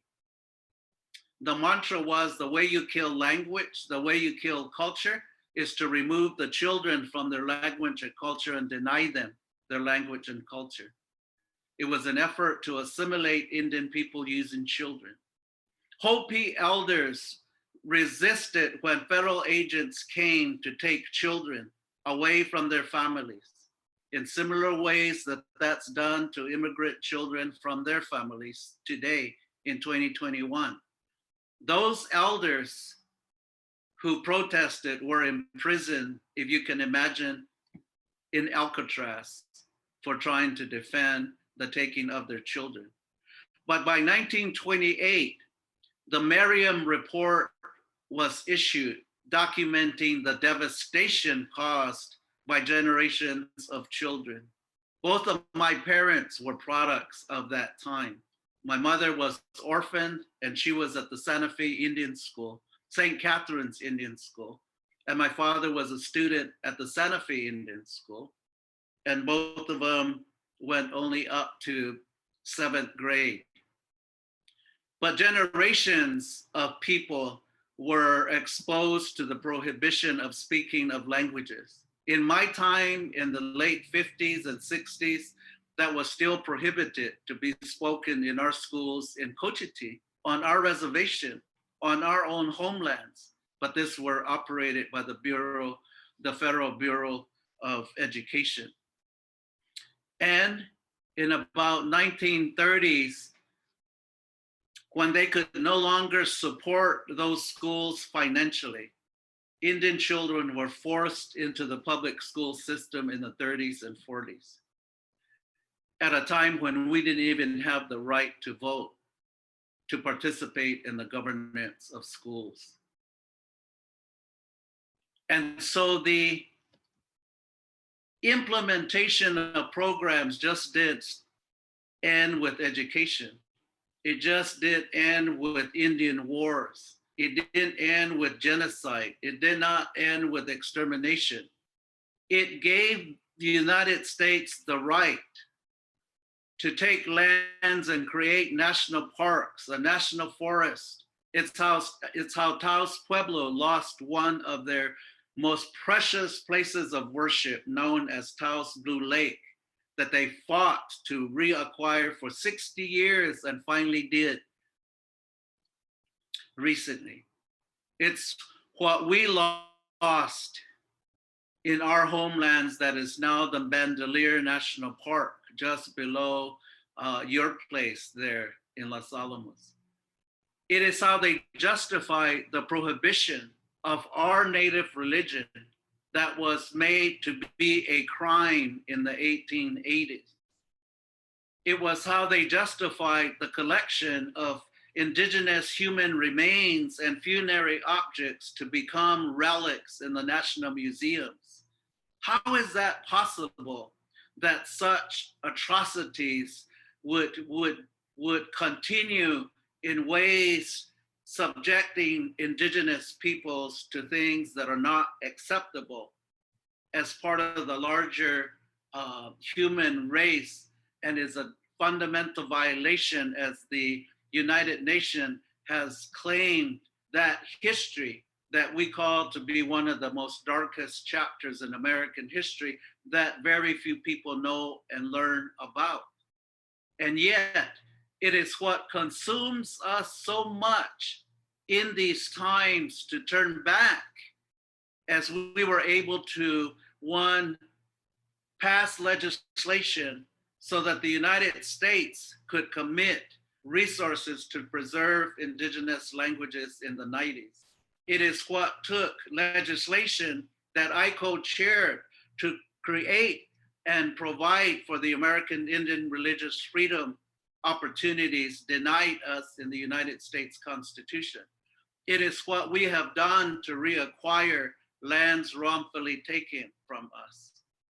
And so in all of the policies and laws that have been implemented over the last 100, 200 years, those are all of the most classic examples of a colonialization process that continues today. And people of color are disproportionately affected. When the vaccine finally came upon the scene and Dr. Fauci referenced this incredible breakthrough, and he made the reference, hold on everyone, hold on America, the Calvary is coming. That reference of the Calvary coming is to save white settlers from the vicious Indians, is that statement. And we had an interview in the Washington Post about why did indigenous peoples react that way? Well, when you say today the Calvary is coming, it is largely policymakers, as they say, circling the wagons to create legislation or policy that is not advantageous to indigenous peoples. And so the vaccine, as celebrated as it is, indigenous peoples and people of color are weary about taking these shots, even as it is supposed and will likely save many, many lives. But there is a history of how medicine has been utilized as part of a process of genocide and extermination. It is how here in Havasupai, one Indian women in the 50s and 60s were sterilized without their knowledge. It is how a vaccine to cure smallpox was used in the plains, not at least for indigenous peoples to be cured of smallpox, but cured to make way for the manifest destiny of continued Western movement, not for their interest. So there is a long history of medicine used not in the most positive ways. And today, during one of the worst human disasters that we have been challenged with, the pandemic, there are many indigenous people and people of color who are weary about the vaccine because of that long kind of history. And these are issues not made up. This is what are called our lived experiences. And so as we explore colonization, and as I talked about core values, in my work, these are very contentious issues, whether it's land reacquisition, protection of sacred lands, protection of cultural resources, repatriation of human remains, preserving water rights, protecting Chaco Canyon from oil and gas development, protecting indigenous lands from the railroads that cross our lands, protecting our lands from expansion of federal and state highways through sacred lands across indigenous lands. All of these continue to this day. And so the process continues. And if this is not part of our education, as you raised the question, then the conflicts we can appreciate will continue. The antagonism born out of these conflicts will continue. The adversarial relationships will continue. But if young people with your brilliant minds, with a different passion for others, have their way, I see a new dawn rising, that the change that people are calling for on the streets of America today is what you are hearing. It's what you're feeling. It is what you're thinking and becoming conscious about. And so I have worked through some of the most difficult issues that the process of colonization and colonialism have subjected people across the entire spectrum. And I have used core values to be the central piece and at the heart of reconciliation. Some say it should be a process of conciliation, because reconciliation, one approaches it that there was some peaceful time for which we are going to engage in a process to reconcile, to restore.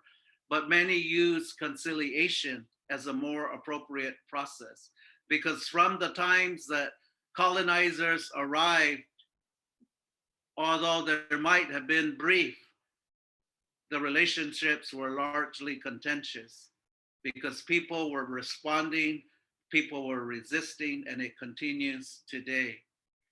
And in this time, I just want to close by saying that in this time of spring among indigenous peoples around the world is a very special time. It is a time of renewal. It is a time to clear the lands. It is a time to clear the pathways of the spiritual water serpent. It is a time when we plant the seeds of life that will sustain us when we harvest those seeds of life. It will sustain us physically, spiritually, and mentally as we're taught. And what you are doing here are planting the seeds. And if we nurture what you are planting to increase our awareness, to deepen our understanding, to create understanding and appreciation and respect for one another, built upon our defined core values, built upon our understanding and knowledge of our shared history. That's what's going to change this world. Or as elders teach us, when we're not mindful of this past, as there are many examples since that time when the doctrines of discovery were declared, that has created this kind of reckoning today. Why is it? Can you imagine that in Congress today, if this wasn't the truth, why members of Congress are trying to create an Anglo-Saxon caucus built upon white supremacy, no different than what charged and fueled Charlottesville, what caused massacres in our history, what caused the resurrection on Capitol Hill. And why is it that the most prominent leaders of our country have such a difficult time to denounce something so horrible, but cannot come to terms to say publicly that that is not acceptable? Is it because they have very deeply embedded biases? And all of this, in fact, is about white supremacy and maintaining power? In the end, unfortunately, it has everything to do with power. And how different is this from the time that that declaration was made? But as the seeds are planted in this time, I just want to say, and this is emotional for me, because you really represent the survival of humanity. That whatever brought you to think about this very dialogue, to ask the question about what is colonization, and is there room for reconciliation? What you are creating is an opportunity for us to think, an opportunity for us to feel, an opportunity for us to see the realities, the opportunity to hear one another. And so I cannot say enough about how much I appreciate what you're doing to give us an opportunity to learn about our shared past that education denies us. And when we don't know our past, how can we prevent the worst atrocities committed by man? The pathway to a vibrant future that we can all share together as human beings. It's with that kind of thinking, with that kind of vision, with that kind of deep passion. And so I just want to say that symbolic of this time in spring, as we clear the waterways of refreshing and renewing the giver of all life we celebrate as water is, as we nurture what you plant, then there can be a bountiful harvest. But if there are no young people that are influenced by what you're doing, there are many who are not planting the seeds. And the non-planting of the seeds creates for the non-awareness, the non-consciousness of living driven without any defined core values as gifted to you by your families, that defines what you do and what you will continue to do. And so in the Keres word, I say, hu'we. Can you say that? Hu'we. And say nehtra. Nehtra is the male and the female contribution to say thank you. And yeah, no, as you continue your life, may our shared creator and all those who have gone before us from above, from around you, guide you along your continued life journey with such beautiful, thoughtful, loving, respectful ways as you encounter people in your path to your life journeys. Thank you so much for what you're doing. And I don't apologize becoming emotional, because my father used to tell me, when you really feel something and you're moved by the heart, don't be afraid to share those tears and emotion, because that is the deepest way that human beings know how to communicate, that they care so deeply about something. And so I'm not at all going to apologize for becoming emotional, but it is how I draw deeply to say thank you to all of you for what you're doing. Thank you.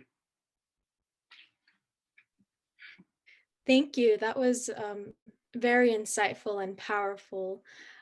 So we're going to get into our first question, which is, given your time working with the New Mexico House of Representatives, along with other various governmental organizations, what role do you believe legislature can play in creating a bridge between education and reconciliation? What steps need to be taken in order to do that, in order to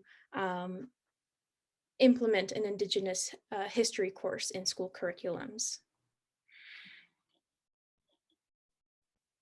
I think it's listening to people like all of you as their constituents. And you are not at all too early to engage in this process. I think that what you learn in this process ought to be a part of an interim legislative committee before the Legislative Education Study Committee, who has purview over education policies and laws.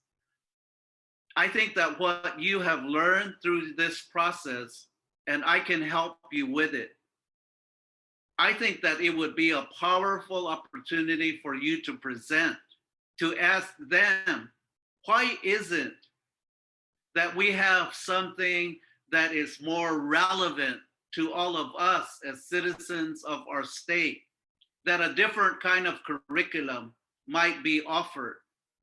It is why the most profoundly important landmark decision was decided in 2018, known as the Martinez-Yazzie versus the state of New Mexico. Look that up and learn what that is about. It is about challenging the very state constitution of ours that is not providing for relevance in curriculum for 70% of the linguistically and culturally blessed children. And it has taken court action to force at least one of the strands to your question about what can they do. They are now bound by the court to respond appropriately. And so there is a lot that a body like a state legislature can do. Why is it? I mean, education is a huge business. Why do you think that all of you and your peers and your predecessors are subjected to taking so many tests that are totally not relevant, right? It is how SAT and ACT are now becoming irrelevant for college admission. But consider who controls the writing of history. It's not even people within our state, but it is a big publishing business that creates a cycle of purchasing books for schools that then you are subjected to. I think your question is a very profoundly significant one. And I think it's one that I can help you ask legislators about why there is not something more meaningful that can help to create for bridging the gaps that exist in our non-understanding and appreciation of one another as citizens of our state. Thank you for that. And I think that is at the very heart of what we need to be asking policymakers, because only until they give and appreciate a sense recognition to the points and this kind of question that you're raising, will they respond that something is absolutely wrong and something is absolutely necessary that we ought to be providing. So if education fundamentally is about not just getting young people college ready, but more fundamentally civic ready, right? And that's what you're asking. How can we be exposed to a more relevant education so that we are not understanding this history until we're 60 and 70 years old, which is sadly for most policymakers, some of the fundamental questions that you are asking in this process are things they don't know. And they're senior policymakers in our body who are 60 and 70 years old. And so that's an important question, and thank you for that. Yeah, I agree that listening is definitely fundamental, because if we don't listen, then we can never really understand. Mm-hmm. So given the lasting impact of the history that you discuss, how do you view the appointment of Deb Haaland to be Secretary of the Interior? You know, I led a process just yesterday with a couple of tribal leaders, a couple of elders, and like many faces represented on this screen, young people. And I developed 5 questions asking them questions to reflect about what this appointment means. It is not just historic, it's not just monumental. It is much deeper, that she becomes the first Indigenous person to ever serve in a presidential cabinet. That is deeper because the Department of Interior, is where the Bureau of Indian Affairs is. It is the very department that has purview over this large discussion that we've been having this morning that has been the subject of colonization. And to have an Indigenous person there, my sense is that there's a new lens, there's a new thinking, there'll be a new articulation. As she's fond to say, Congress and America has never heard a voice like mine. But that is the truth. I'll tell you something that in my time in the legislature, in the last almost 30 years, I was sharing this with the young people yesterday. I have been in meetings most recently about a really longstanding issue about funding and how federal dollars intended by Congress to be used for the education of Indian children were being diverted and utilized across the state. In a room some time ago, I was the only Native person in that room of about 30 legislative leaders and policymakers.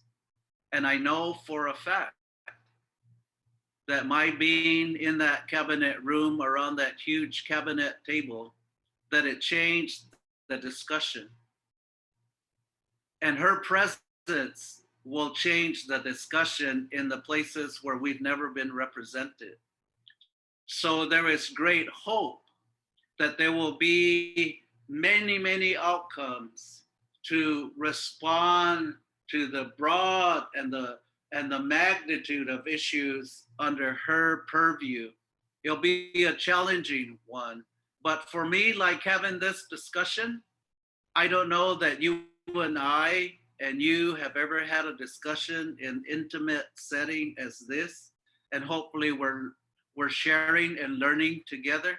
That's what it means in my mind and in my heart for her to be in that place. It is an influence at multiple levels, but it is a very profound time in our history, as you asked that question, that we are all very proud of, and we all should be proud of, that despite our history, that we have come in 2021 to see the first Indigenous person be part of the presidential cabinet. It's a celebration for all of us because we share our history. It should be our history that causes us to celebrate, and not a part of Indigenous history where only us are celebrating.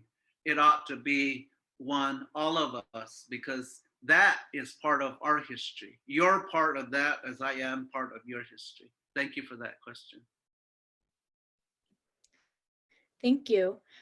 There's definitely a lot of interconnectedness that we're seeing now with history, and how we can use that to move forward.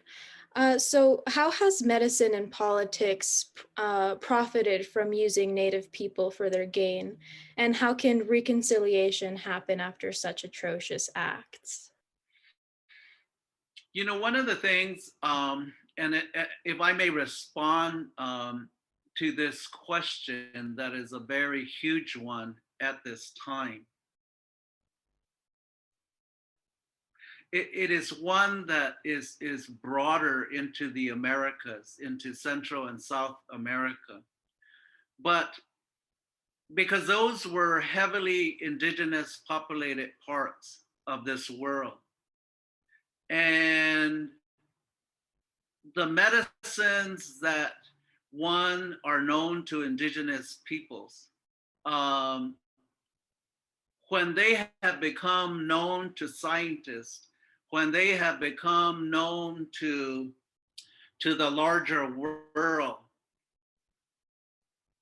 much as we see in the extraction of hard minerals like uranium and coal, the exploitation comes with labor and capital intensity that is destructive on the largest scale.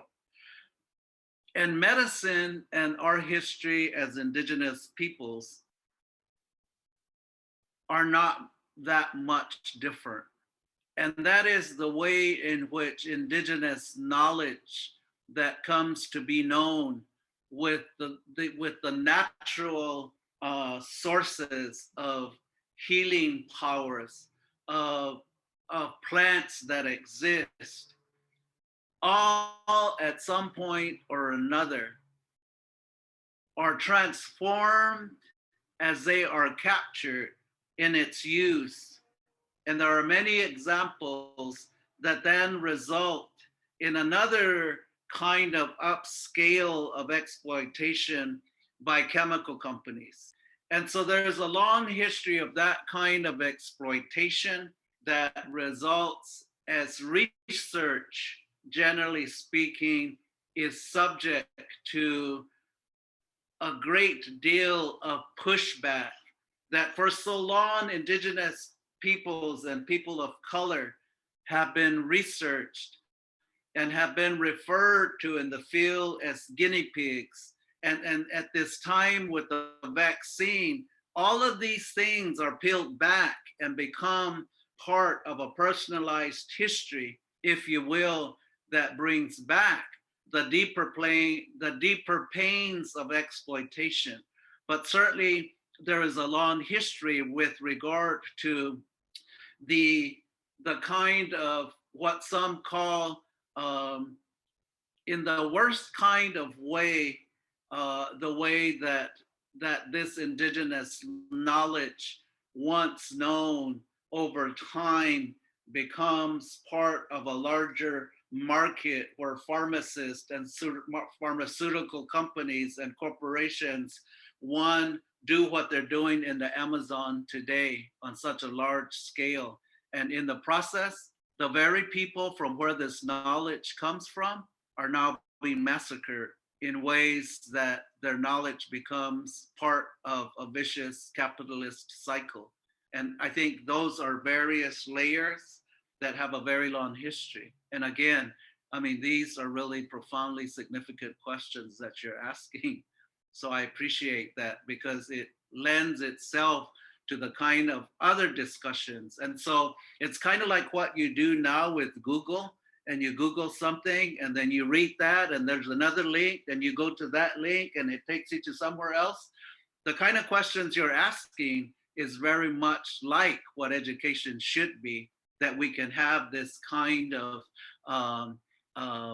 concentric circle of knowledge so that we are fully deepening our understanding and appreciation with regard to why indigenous peoples and other peoples around the world colonized for very much part of their history since discovery and encounters continue to be subject to, one, being exploited and sometimes massacred in the process to access not just their knowledge, but the resources for which then become part of capitalism internationally.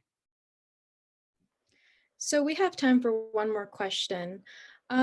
Do you think a rewriting of the Constitution with representation from Indigenous, Black, and POC communities is possible as part in the future of conciliation between the government and the people? And what resources would you give students who are interested in learning about this topic? You know, there are some things in this world, and I'll confine the response to this answer specific to your question, that are held so sacred, and people refer to them as sacred cows, that these are things you don't touch. These are things you don't revisit. But if there are fundamental flaws in it that are now being recognized, the way in which people who have been marginalized has resulted in using legislation to make those kinds of changes. And I think that is more the reality than changing the Constitution by calling for the kind of cumbersome process, heavily politically driven and very exclusive with regard to who participates. And just like who controls books, it's not people of color. Who sells those books? It's not people of color. It is why there is such conflict in the South, where voting rights was something recently gained. As Indigenous peoples, we didn't have the right to vote until 1948, while Indigenous peoples were fighting in World War I and World War II, came home and made effort to exercise a fundamental right for which they were willing to give their lives, and yet we didn't have the right to vote. And as I shared, we were forced into public schools at a time when we didn't have the right to vote, to participate in the governance of public schools. In a similar fashion, because women were excluded from the Constitution, women had to use the legislative process to end women's suffrage. Indigenous peoples excluded from the Constitution had to file in federal court to end the suffrage for Native Americans in this country. The United States, there was an entire civil war fought over, and many scholars are now reflecting that the Civil War really was not about freeing slaves. It had nothing to do with freeing slaves. but think about all of the efforts to gain the right to vote for Afro-Americans in this country. And when they have been able to influence and elect members to Congress, as we saw in this last election, what is the immediate aftermath of that success? It's those very states now using the legislative process in their own states to suppress Black votes in the South. And so there are many examples. It's just like the indigenous peoples' religious freedom was not included in the Constitution. When they built Cochiti Lake on my reservation in Cochiti, that was my first introduction. And when we were arguing American Indian religious freedom rights, the Department of Justice issued an opinion that indigenous peoples in this country were not included in the Constitution because indigenous religions were unorthodox and were not protected by the Constitution. So what do we have to do in light of the United States Supreme Court striking that legislation? We had to go back to Congress to reenact legislation to restore religious liberties and religious freedom and protections and access to medicines and cultural resources in the national parks, in the national forests where we no longer have access. So the question you ask, given all that I shared with regard to who is included in we the people, all of the people that I mentioned are not.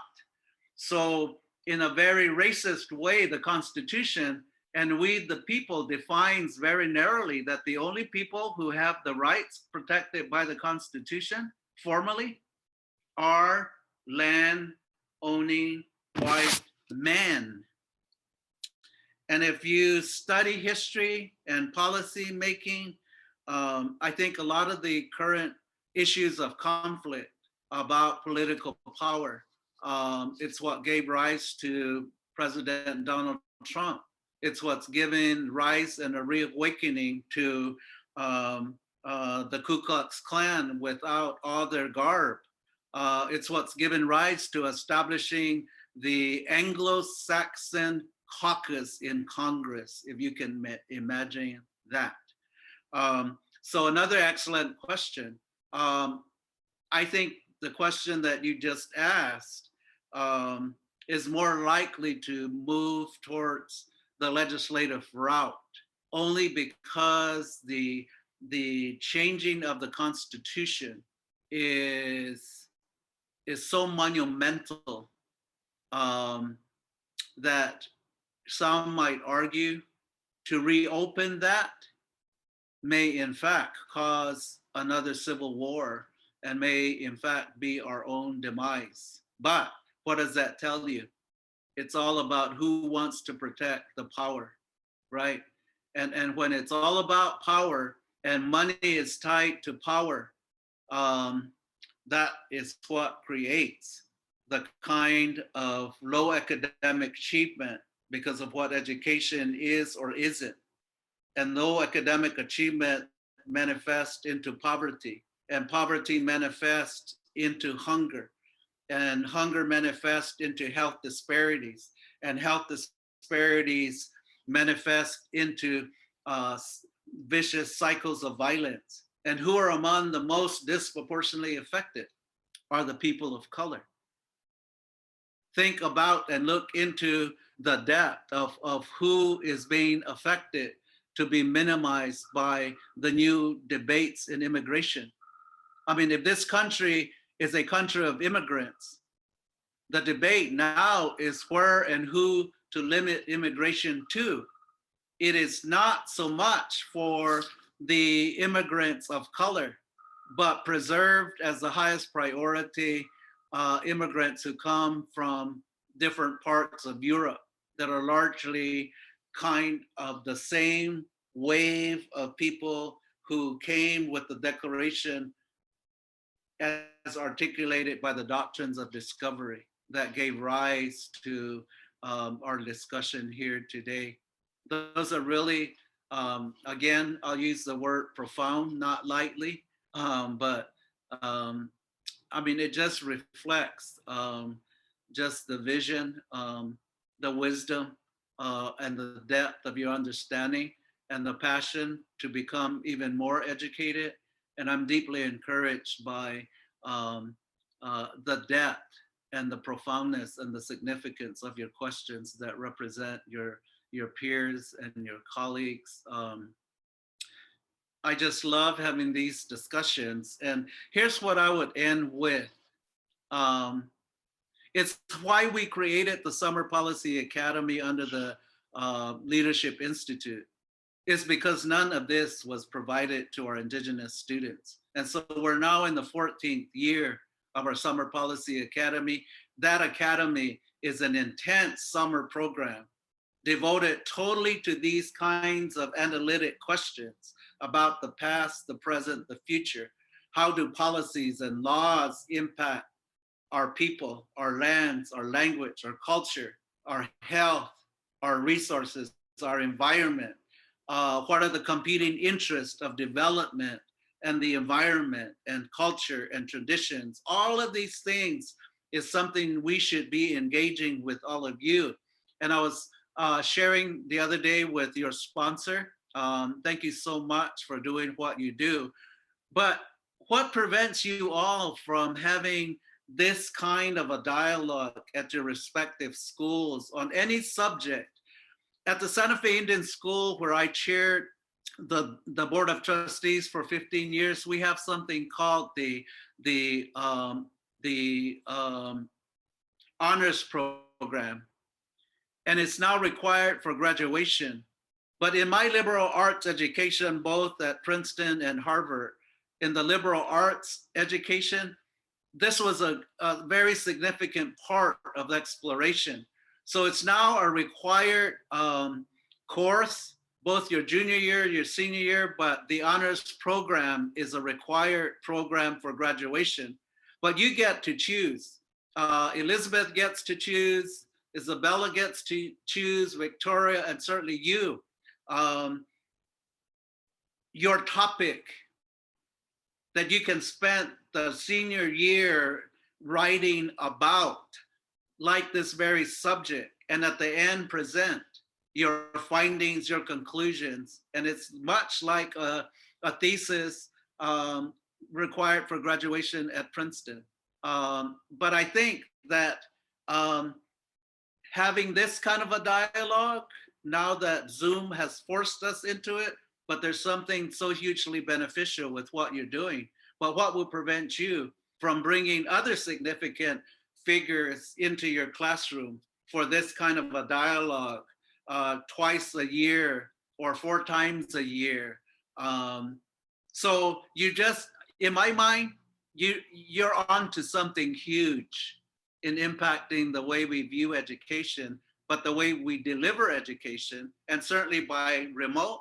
I'm here in Arizona today and you're there, but we're in an intimate discussion. How wonderful and how beautiful is that? And you all created it. So, well, thank you to all of you. Well, thank you. And thank you so much for your time and for sharing your knowledge with us. It was very powerful, insightful, and profound. And I took a lot away from this, as I'm sure everyone else watching did. And I would love to spend more time talking with you, but unfortunately we've run out of time. So thank you for coming and taking the time to do that. Here's one last thing that I want to share with you. So when we say and go like this, and I say, and I go like this, all of you, where I can see your hands in front of you. And I go like this, and I go like this, and you go like this. Bring cusp and breathe in. That's how we share the deepest blessings and knowledge and spirit with one another, is that we share inwardly the breath of life. So that's how we share knowledge in a very conscious way as a Pueblo end of a prayer. So I hope you're guided by it to continue to be deeply spiritual and conscious people. I just love your minds and your hearts, and means a lot to have this discussion today. And thank you to your sponsor for making it all possible. Well, thank you for attending and being our speaker. We appreciate the time that you've given us today and sharing everything you did. So thank you. Thank you. Who's at the Mandela School? Who's at the Mandela School? Mandela is, Nelson Mandela is one of my biggest heroes, but his grandson and I met at your school in Santa Fe. But if ever this COVID lifts and I'm in your neighborhood, or you want to get in contact with me to have a similar discussion, or to any of you, I would be very happy, and I would love the opportunity on any subject of your choosing. I'll leave that with you. Thank you so much. And fellows, thank you so much for all the work that you have put into designing these two sessions today. The moderators, introducers, everyone who has put work into making this happen, thank you so much for all of your hard work. And I hope you learned a lot. You all did amazing. But that wraps up our first day of this conference. Thank you all so much. Attendees, thank you for attending and showing support for our students. We hope you attend next week's sessions, which will be the last two, youth protests in Chile and preventing child marriage in Yemen. So that is all from us. A huge round of applause to our fellows and our speakers. Thank you so much. And I hope you have a good rest of your weekend.